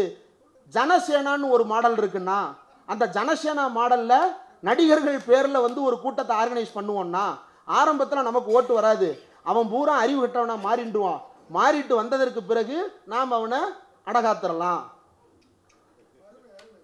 அதுதான் நடக்குது. எங்கெல்லாம் கும்பல் கலாச்சாரம் மேலோங்கியதோ அங்கெல்லாம் பாஜக காலூன்றியது.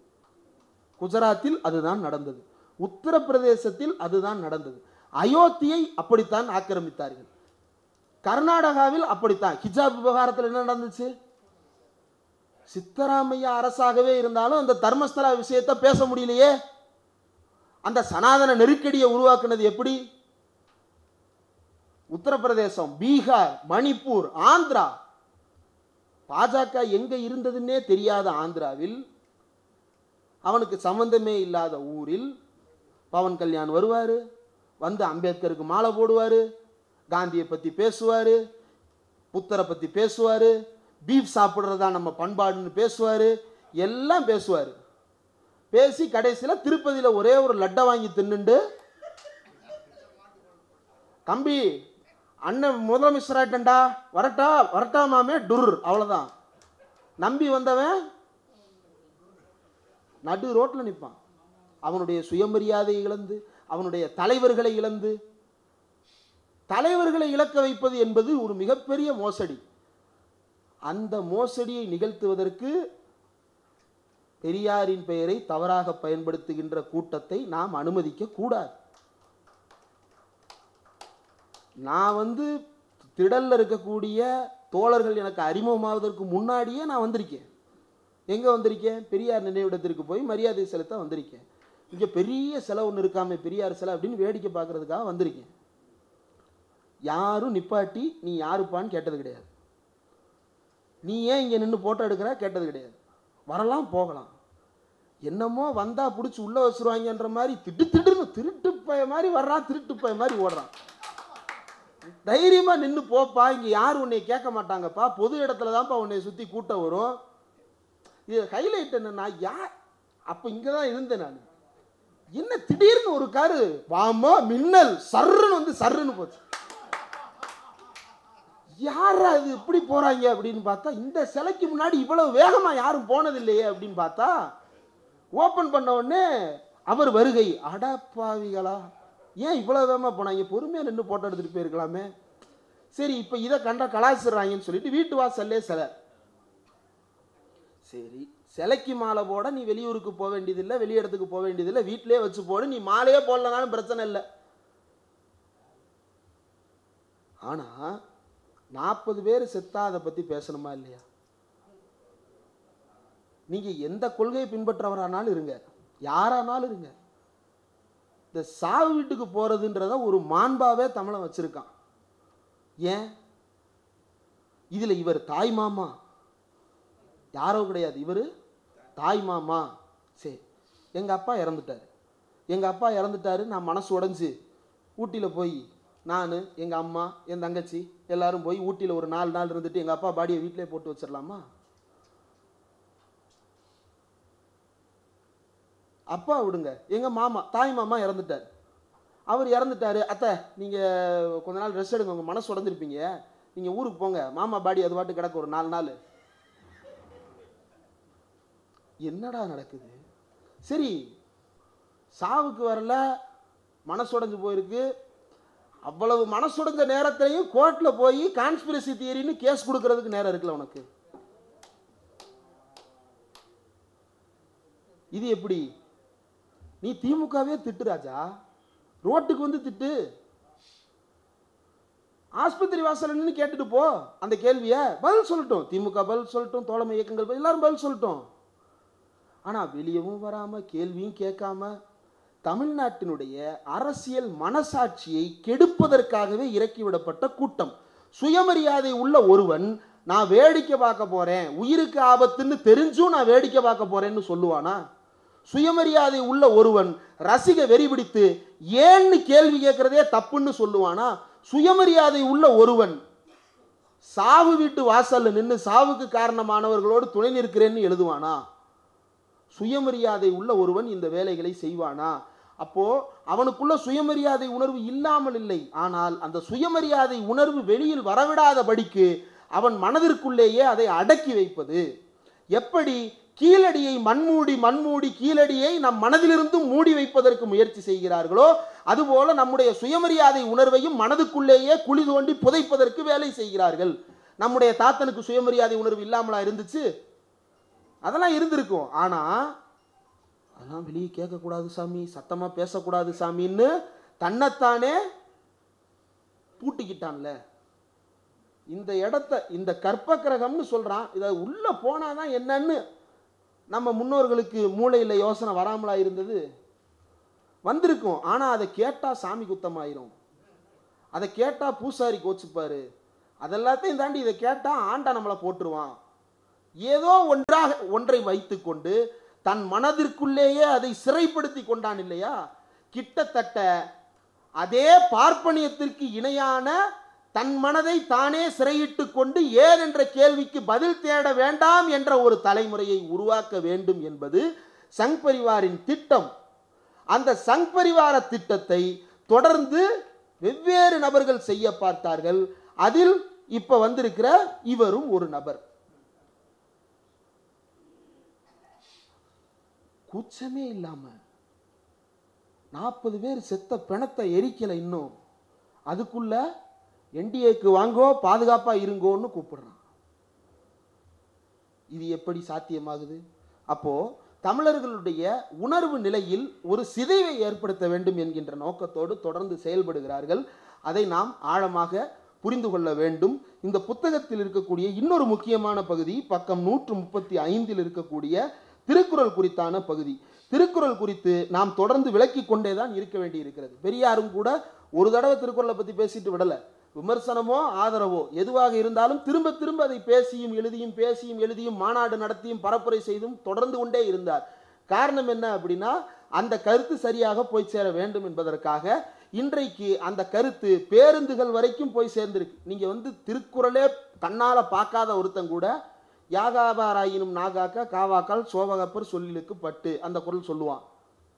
அடக்கம் அமரருள் உய்க்கும், அடங்காமை ஆறிருள் உய்த்து விடும், இந்த குறள் சொல்லுவான். எப்படி சொல்லுவான்? இதெல்லாம் பஸ்ஸில் எழுதி போட்டிருந்தாரு. யார் எழுதி போட்டா? கலைஞர் எழுதி போட்டாரு. ஆனா இப்ப புதுசா ஒருத்தன் என்ன சொல்றான், கலைஞரே 1996 தானே உரை எழுதினாரு, அது வரைக்கும் திருக்குறளை பத்தி யாருமே பேசலையே அப்படின்னு ஒரு ஆளு பேசுறான். யாரு? அவர் ஒரு ஆடிட்டர். இதுக்கு முன்னாடி ஆடு மேய்ச்சாரு, இப்ப பல ஆடுகளை மேய்த்து கொண்டிருக்கிறார். அந்த ஆடிட்டர் சொல்றாரு, திராவிட இயக்கமே 1990க்கு பிறகுதான் திருக்குறள், கலைஞரே திருக்குறளை 90க்கு பிறகுதான் உரை எழுதினாரு அப்படின்னு உருட்டுறான். இன்றைக்கு தமிழ்நாட்டில் எல்லா பல்கலைக்கழகங்களிலும் திருக்குறள் பற்றிய ஆய்வுகள் தொடர்ந்து நடக்கின்றன. திருக்குறள் பற்றிய கூட்டங்கள் தொடர்ந்து நடக்கின்றன. எப்படி திருவள்ளுவர் இவ்வளவு தூரம் பேசுபொருள் ஆனார்? அவன் சொல்றான், ராஜராஜ சோழன் காலத்துல தமிழ்நாடு எப்படி இருந்தது தெரியுமா அப்படின்னு அவன் சொல்றான். சரி, அந்த ராஜராஜ சோழன் திருக்குறளுக்கு எத்தனை உரை எழுதினாரு? அந்த ராஜேந்திர சோழன் திருக்குறளை எத்தனை புத்தகமா பதிப்பிச்சாரு? அந்த காலத்துல திருக்குறள் ஒன்று இருந்ததாகவோ, அதை ராஜராஜனும் ராஜேந்திரனும் படித்ததாகவோ, அதை மக்கள் மத்தியில் கொண்டு போய் சேர்த்த. ஏன் அவ்வளவு பெரிய கோயில் கட்டியிருக்கிறாரு, ஒரு 1330 குறள் எழுதி போடுறதுக்கு அவருக்கு இடம் இல்லையா? இடம் இல்லையே அவருக்கு. பெரியாருக்கு தானே இடம் இருந்தது, பெரியாருக்கு தானே மனம் இருந்தது, பெரியார் தானே அதை பரப்புரை செஞ்சாரு.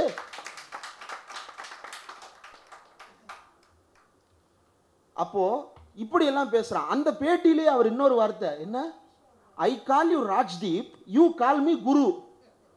நான் டக்குன்னு என்ன நினைச்சிட்டேன், சரி பேர் சொல்லி கூப்பிடுறது இவருக்கு பிடிக்கும் போலன்னு. அடுத்து அவனே ஓப்பனா, பாப்பாவாய் சும்மா இருக்காது. அது என்னவோ தெரியல, அவன் இவ்வளவு அடிச்சாலும் அவனே எல்லாத்தையும் உளருவான். என்ன சொல்றான், guru is not just a name, it is a status. மாட்டிக்கிட்டியா? நீயேவா சொல்லிப்ப? அப்படி கேட்டு வாங்க வேண்டியது இருக்கு. இந்த நெருக்கடிக்கு அவனை நாம தள்ளி இருக்கிறோம். அங்க இருந்துட்டு கதறான். என்ன கதறான்? என்ன குருன்னு கூப்பிடுங்களேன், அது எவ்வளவு பெரிய அங்கீகாரம் தெரியுமோ, என்ன தயவு செய்து குருன்னு கூப்பிடுங்களேன், ப்ளீஸ் கூப்பிடுங்களேன். ப்ளீஸ் மட்டும் தான் சொல்லல. ராஜ்தீப் சர்தேசாயிடம் குருமூர்த்தி புலம்புகிறார், என்னை குரு என்று கூப்பிடுங்கள், அது எவ்வளவு பெரிய அடையாளம் தெரியுமா என்று கதறி அழுகிறார். ஏன்னா மோடி ஆபீஸுக்கு போனா குருன்னு கூப்பிடுறான், இங்க என்ன பேர்ல கூப்பிடுறாங்கன்னே தெரியல. தம்ப்நெயில ஓபன் பண்ணா ஆளுக்கு ஒரு பேர் வச்சிடறான். வணக்காரிவி ஆளுக்கு ஒரு பேர் வச்சு கூப்பிடுறான் அந்த ஆடிட்டர். அப்படி மாறி இருக்கிறது. ஆனால் இந்த பார்ப்பனர்களுடைய தொடர் வேலைகள் நம்மை பின்னுக்கு தள்ளுவதற்கு முயற்சி செய்து கொண்டே இருக்கிறார்கள். இந்த தோழர் அவர்கள் குறிப்பிட்டது போல, பாவலர் குறிப்பிட்டது போல, ரொம்ப முக்கியமான ஒரு விஷயம், பார்ப்பனரை வீழ்த்தி விட்டதாக, முழுமையாக நாம் பார்ப்பனரிடமிருந்து விடுவித்துக் கொண்டதாக நாம் கருதுவது இல்லை. இது ஒரு தொடர் போராட்டம். லாங் லீவ் ரெவல்யூஷன் சொல்லுவாங்கல்ல, அந்த மாதிரி லாங் லீவ் பார்ப்பன ஒழிப்பு. பார்ப்பன ஒழிக்கிறது, பார்ப்பன ஒழிப்பு என்பது ஒரு நாள், இரு நாள், ஒரு ஆண்டு, 2 ஆண்டில் சாத்தியப்படுவதல்ல. காலமெல்லாம் பார்ப்பன ஒழிப்பை நிகழ்த்தி கொண்டே இருக்க வேண்டும். நீங்க எங்கேயாவது கேப் விட்டீங்கன்னா அந்த உச்சி குடுமி டபால்னு எட்டிடும். அந்த உச்சி குடுமி எட்டி பார்ப்பதற்கு எல்லா வேலைகளையும் தொடர்ந்து செய்து கொண்டே இருக்கிறது. இந்த பார்ப்பன எதிர்ப்பை தொடர்ந்து கூர்மைப்படுத்தி கொண்டே இருந்தால் மட்டும்தான் தமிழர்களுக்கு சுயமரியாதையான வாழ்வு இருக்கும். இன்றைக்கு தமிழர்களுடைய சுயமரியாதையான வாழ்வு என்பது மொத்த இந்தியாவையும் வழிநடத்தி கொண்டிருக்கிறது. ராகுல் காந்தி தந்தை பெரியாருக்கு வாழ்த்து போடுகிறார். இதற்கு முன்பு எத்தனை காங்கிரஸ் தலைவர்கள் அப்படி வாழ்த்து போட்டுக் கொண்டிருந்தார்கள் ஒவ்வொரு ஆண்டும்? இந்த மாற்றம் வந்ததற்கு காரணம் என்ன? நாடாளுமன்றத்தில் போய் பேசுகிறாரே, தமிழ்நாட்டிற்குள் உன்னால் கம்பை கூட நீட்ட முடியாது என்று சொல்லுகிறாரே, எப்படி அதை பேச வைத்தோம்? காங்கிரசினுடைய தேர்தல் அறிக்கையில் அதை பேச வைத்தோமே, எப்படி அதை பேச வைத்தோம்? இன்றைக்கு இந்தியா முழுவதும் இருக்கின்றன அத்தனை வகையான இயக்கங்களைச் சேர்ந்தவர்களும் தமிழ்நாட்டின் தந்தை பெரியாரை படித்தால்தான், பாப்பானா இருந்தாலும் தந்தை பெரியாரை படித்தால்தான் எதிர்காலத்தில் இவங்களுக்கு எதிர்வினை ஆற்ற முடியுன்ற இடத்தை நோக்கி நாம் தந்தை பெரியாரின் கருத்துக்களை இந்தியா முழுவதும் கொண்டு போய் சேர்த்திருக்கிறோம். பெரியார் இயக்கம் என்ன செய்தது, என்ன செய்தது, என்ன செய்தது என்று வெளியிலிருந்து கேட்கிறார்களே, பெரியார் இயக்கம் எந்த காங்கிரஸோடு முரண்பட்டு பெரியார் வந்தாரோ அதே காங்கிரஸை பெரியாரை கொண்டாட வைத்தது. அது திராவிட இயக்கத்தின் சாதனை. எந்த கம்யூனிஸ்ட் இயக்கம் பெரியாரோடு முரண்பட்டு நின்றதோ, பெரியார் சொன்னது சரி என்று ஒப்புக்கொண்டார்களே, அது திராவிட இயக்கத்தினுடைய சாதனை. இப்படி எல்லா இடங்களிலும் எல்லா மட்டங்களிலும் தந்தை பெரியாரினுடைய குரலை பதிவு செய்வதற்கும் தந்தை பெரியாருடைய பார்வைகளை உருவாக்குவதற்கும் நாம் தொடர்ந்து உழைத்திருக்கிறோம். அந்த உழைப்பிற்கான பலன் வருகின்ற நேரத்தில் பெரியாரையே நீர்த்து போக வைக்கின்ற வேலையில் ஈடுபட்டிருக்கிறார்கள். அந்த வேலைகளுக்கெல்லாம் மத்தியில் இந்த புத்தகத்தில் இன்னொரு கட்டுரை இடம்பெற்றிருக்கிறது.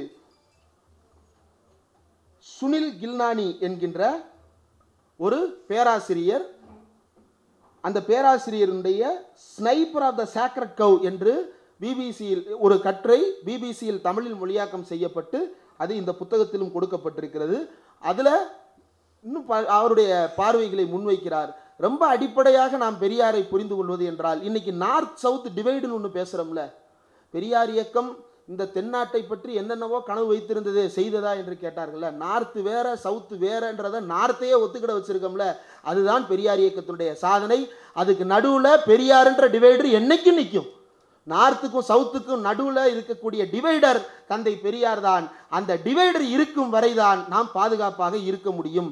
அந்த டிவைடரை தாண்டி கர்நாடகாவிற்குள் நுழைய பார்த்தார்கள். ஏதோ அங்கு கொஞ்சம் போராட்டம் நடத்தி தப்பித்துக் கொள்ள முடிகிறது.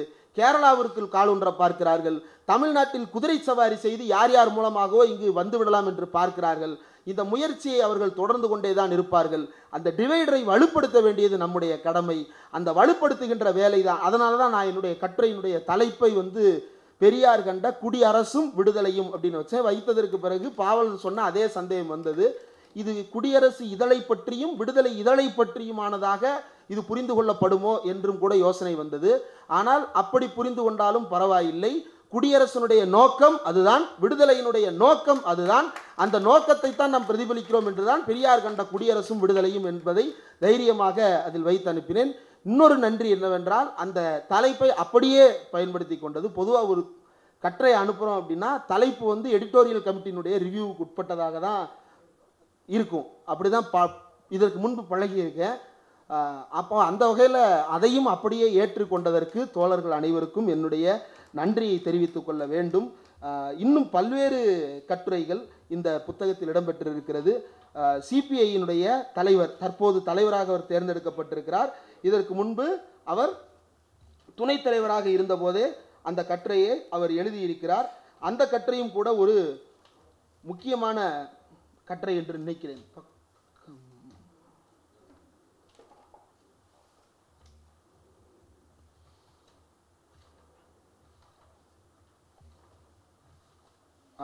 பக்கம் 59 அதில் அவர் சுட்டி காட்டுகின்ற ஒரு கருத்து ரொம்ப முக்கியமானது. பல நூறு ஆண்டுகளாய் கட்டமைக்கப்பட்ட மூட நம்பிக்கைகளை, அறிவியலுக்கு பொருந்தாத கூறுகள் என யாவற்றையும் அறிவியல் தொழில்நுட்பம் தகர்த்தாலும் கூட அதே அறிவியல் தொழில்நுட்பங்களை வைத்து இன்று மத அடிப்படைவாதிகள் அறிவியலுக்கு அறிவுக்கு எதிராக பயன்படுத்துகிறார்கள். அறிவுக்கு ஒவ்வாத கருத்தை அறிவியலை வைத்தே பரப்புவது என்கின்ற ஒரு உத்தியையும் அவர்கள் தொடர்ந்து கையாண்டு கொண்டிருக்கிறார்கள்.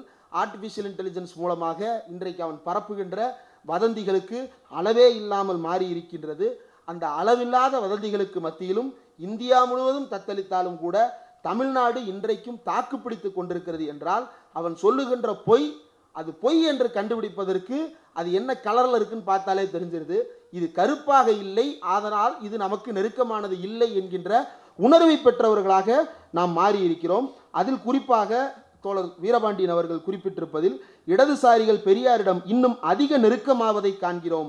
பெரியாரின் சிந்தனைகள் அவரே கூறுவது போல சோசலிச உலகத்திற்கானதுதான், சோசலிசத்தில் தான் உண்மையான ஜனநாயகம் உயிர் வாழ முடியும், சுயமரியாதை நீடித்திருக்க முடியும். இது வைஸ் வெர்சா, சோசலிசம் சுயமரியாதை என்பது வைஸ் வெர்சா என்று தந்தை பெரியார் சொன்னதை இடதுசாரிகள் பெரியாரிடம் இன்னும் அதிகமாக நெருக்கமாவதை காண்கிறோம்.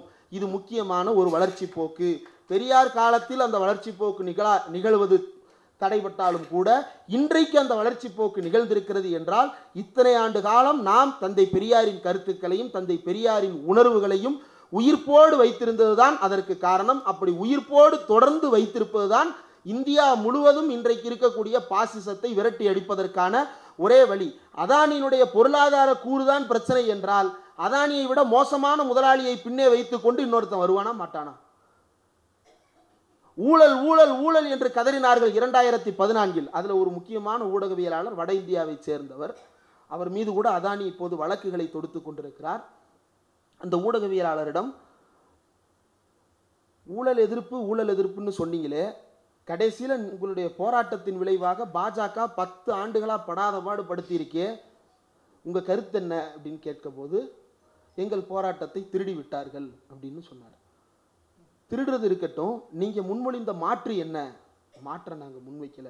மாற்றே இல்லாமல் எப்படி ஒரு போராட்டத்தை முன்னெடுத்தீர்கள்? அறிவாளிகள் என்று உங்களை சொல்லிக் கொள்கிறீர்களே, வெட்கமாக இல்லையா? அந்த ஊழல் ஒழிப்பு போராட்டத்தில் நின்றுட்டு இருந்த ஒருத்தர் தான் இப்ப பனையூர்ல பட்டணப்பாக்கம் மாறிட்டார். பட்டணப்பாக்கம் வீட்டுக்குள் கதவடைத்துக் கொண்டிருக்கிறார். அந்த ஊழல் ஒழிப்பு போராட்டம் என்பதனுடைய தொடக்க புள்ளி எது? சமீபத்தில் கேரவன் இதழில் சுஜாதா என்கின்ற பெண் பத்திரிகையாளர் ஒரு ஆர்டிக்கிள் வெளியிட்டிருந்தார்.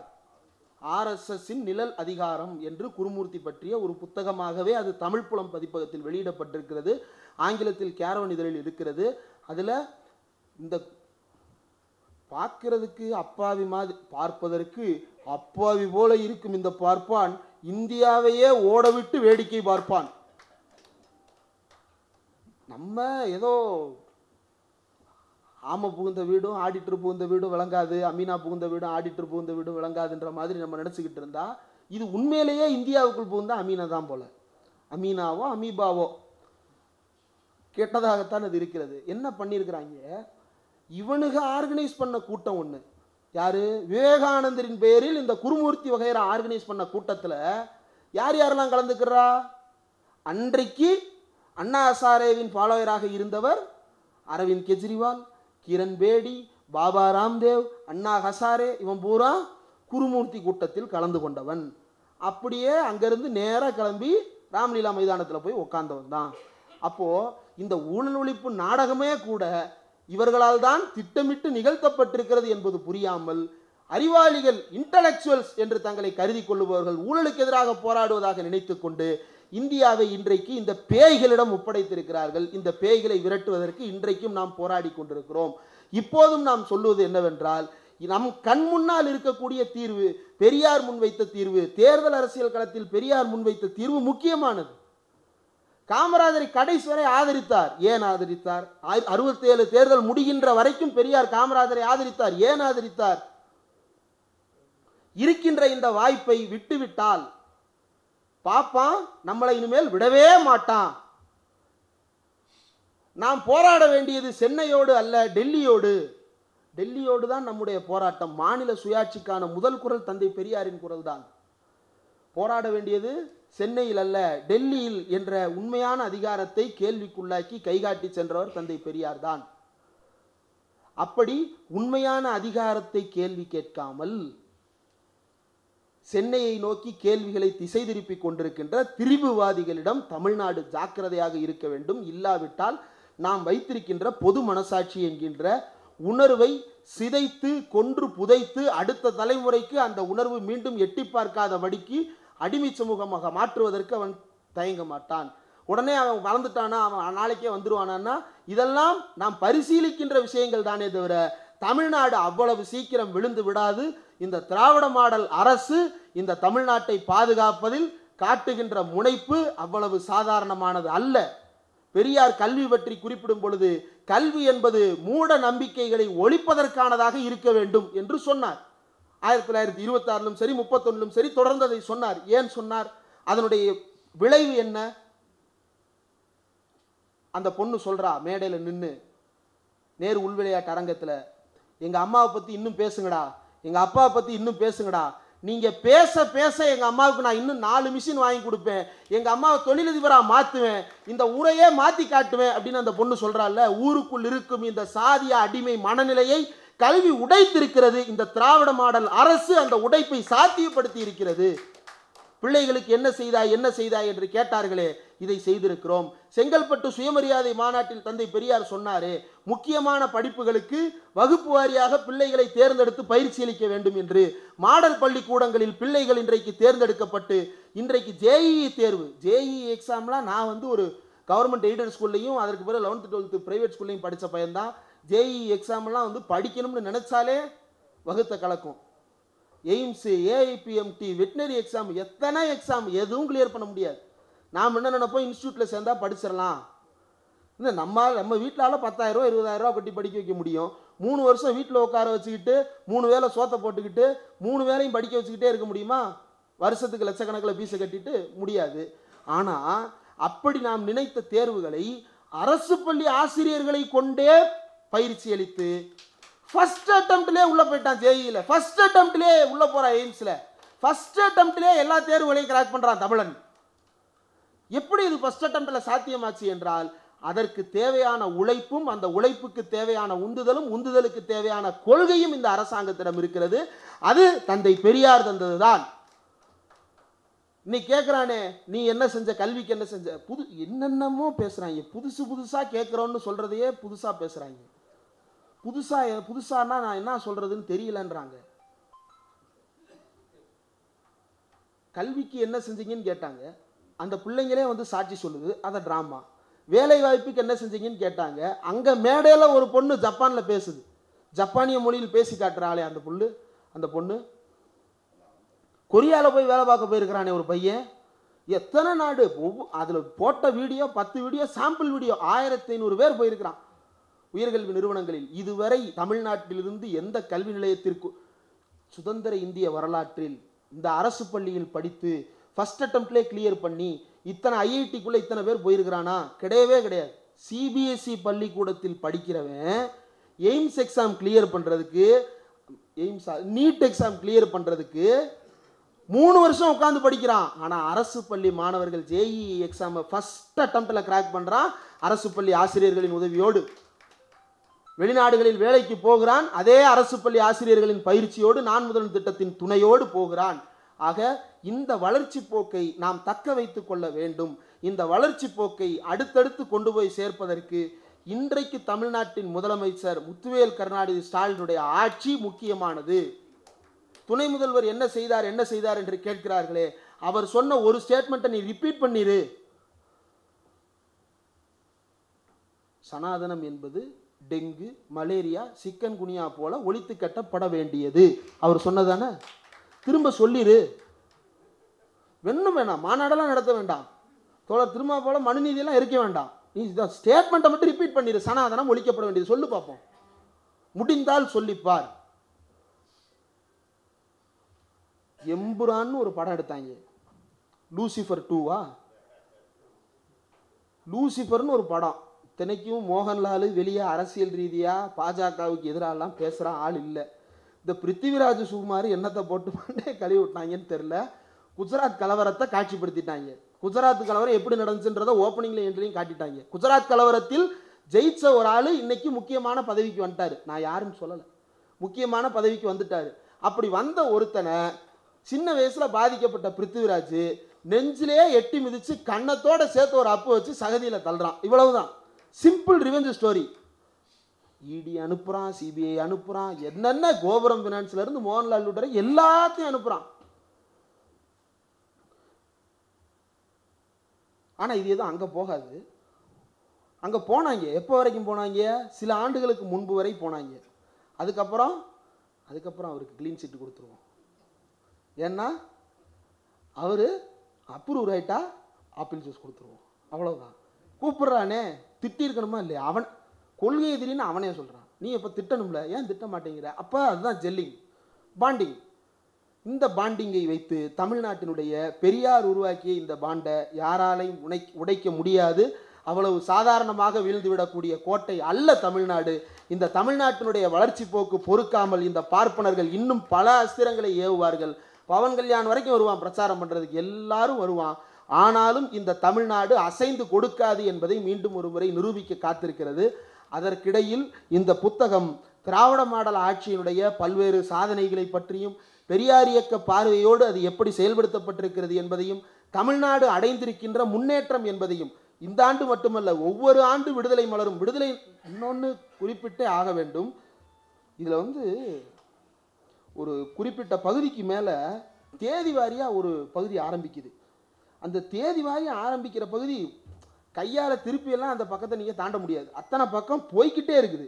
என்னது இது இவ்வளோ பக்கம் போகுது அப்படின்னு ரேண்டமாக புரட்டும் போது உள்ளே எடுத்து பார்த்தா இது மொத்தமும் இதை நான் ஒவ்வொரு பக்கமாக புரட்டிக்கிட்டு இருக்கேன். புரட்டும் போது தோழர் கலையரசன் பக்கத்தில் தோழர் பக்கங்கள் கொஞ்சம் கம்மியாக இருக்கும், எதுவும் பக்கம் கம்மியாக இருக்கா ஐயா? இது கம்மியான பக்கங்களாங்கய்யா. இந்த புத்தகத்தின் கால்வாசி பக்கங்களை நிறைச்சி வச்சிருக்கிறாரு. யாரு? ஒரே ஒரு நபர் தான். திராவிடர் கழகத்தின் தலைவர், தமிழர் தலைவர், மாண்புமிகு ஆசிரியர் அவர்கள் மட்டும் மேற்கொண்ட சுற்றுப்பயணங்களின் எண்ணிக்கை 2 பக்கத்துக்கு சுற்றுப்பயணம் போட்டுட்டு ஓவரா ஆடுற நீ. அவர் வயசு என்ன தெரியுமா? 93, 92 முடிஞ்சு 93 இல்லையா? 93 வயசுல எத்தனை பக்கம்? அது பரவாயில்ல. அதுக்கடுத்து அறிக்கை, அது அதை விட அதிகமாக போய்கொண்டிருக்கிறது அறிக்கையினுடைய பக்கங்கள். இதுக்கு நடுவில் அவர் உடல்நிலை சரியில்லாமல் மருத்துவமனையில் இருந்தார். எனக்கு என்ன புரியலன்னா, கலைஞருடைய நினைவு நாள், கலைஞருடைய நினைவு நாள் அன்னைக்கு நினைவிடத்தில் யார் யார் அஞ்சலி செலுத்துறாங்கன்னு குறிப்புகள் வரும். ஆசிரியர் அங்கே நிற்கிறாரு. சார் அவருக்கு உடம்பு முடியல சார், அவர் ஏன் சார் அங்கே போய் நிற்கிறாரு? பார்த்தா காதில் பஞ்சு வைத்து பிளாஸ்டர்னு ஒட்டி இருக்கு. சரி ஆசிரியர் நலம் பெற்றுட்டார் போல, வீட்டுக்கு வந்துட்டார் போலன்னு நான் பிரின்ஸ் அண்ணனுக்கு ஃபோன் போட்டு, அண்ணே ஆசிரியரை ஒரு பேட்டி எடுக்கணும், நேரில் சந்திக்க வரலாம். அவர் இன்னும் மருத்துவமனையில் இருக்கிறாரா? பிறகு ஏன் அங்கே போய் நின்னாரு? அவர் போவார் தம்பி. தன்னுடைய சொந்த உடல்நிலையே மோசமாக இருக்கின்ற சூழ்நிலையிலும் அங்கு போய் நின்னார். சரி அத்தோட பரவாயில்ல. சரி ஆசிரியர் இதுக்கு மேலே கொஞ்சம் ஓய்வில் தான் இருப்பார், சுற்றுப்பயணங்களை குறைச்சிக்கிடுவாருன்னு பார்த்தா ஹாஸ்பிட்டலில் உட்காந்துக்கிட்டே அறிக்கை எழுதிக்கிட்டே இருக்கிறார் அவர். நமக்கு நெஞ்சு பதைக்குது. நீங்கள் கொஞ்சம் ஓய்வெடுங்க ஆசிரியரே, நீங்கள் என்ன நீண்ட காலம் எங்களுக்கு வழிகாட்டணும். இந்த கட்டுரையில் பாருங்க, முதலமைச்சர் ஸ்டாலின் அவர்கள் முடிக்கும் போது எங்களுக்கு வழிகாட்டும் திடல் என்று குறிப்பிட்டிருக்கிறார். அவர் மட்டுமா? அதிமுகவே தனக்கு ஒரு சிக்கல், என்ன செய்வதுன்னு தெரியல, நீட் எக்ஸாமை ஏற்றுக்கங்க 4 சீட்டு எக்ஸ்ட்ரா தர்றோன்னு சொல்றதை நம்பி என்ன செய்யறதுன்னு தெரியாமல் குழம்பின போது அவனுக்கும் அப்பதான் உரைச்சிருக்கு. இந்த சந்தேகம் வந்தா எங்க போய் கேட்கணும்? திடலுக்கு போக வேண்டும். ஆசிரியரிடம் வந்தார்கள், அவர்தான் சொன்னார் அனைத்து கட்சி கூட்டத்தை கூட்ட வேண்டும் என்று. அதன் அடிப்படையில் தான் அனைத்து கட்சி கூட்டம் கூட்டப்பட்டு ஒருமித்த முடிவு எட்டப்பட்டு நீட்டுக்கு எதிரான தீர்மானம் சட்டப்பேரவையில் நிறைவேற்றப்பட்டது. இந்த வழிகாட்டும் திடலில் ஆசிரியரின் வழிகாட்டல் தொடர்ந்து இருக்க வேண்டும். அவர் ஹாஸ்பிட்டல் இருந்து தினமும் துப்புரவு பணியாளர் போராட்டமா, சரி ஒரு அறிக்கை, அவர் உடம்பு முடியல, பேருக்கு ஒரு அறிக்கையை கொடுத்துட்டு மற்ற தோழர்களை பேச சொல்லிட்டு போயிடலாம். ஆனா தினசரி அதை வலியுறுத்திய அறிக்கைகள், ஆணவ படுகொலைக்கு எதிரான தடுப்பு சட்டமா, அதை வலியுறுத்தி தொடர்ந்து அறிக்கைகள் தொடர்ந்து வந்து கொண்டே இருக்கிறது. 93 வயதில் ஒரு நாள் கூட கதவடைச்சிக்கிட்டு அவர் வீட்டுக்குள்ள மனசுடைஞ்சு போகல. 93 வயது.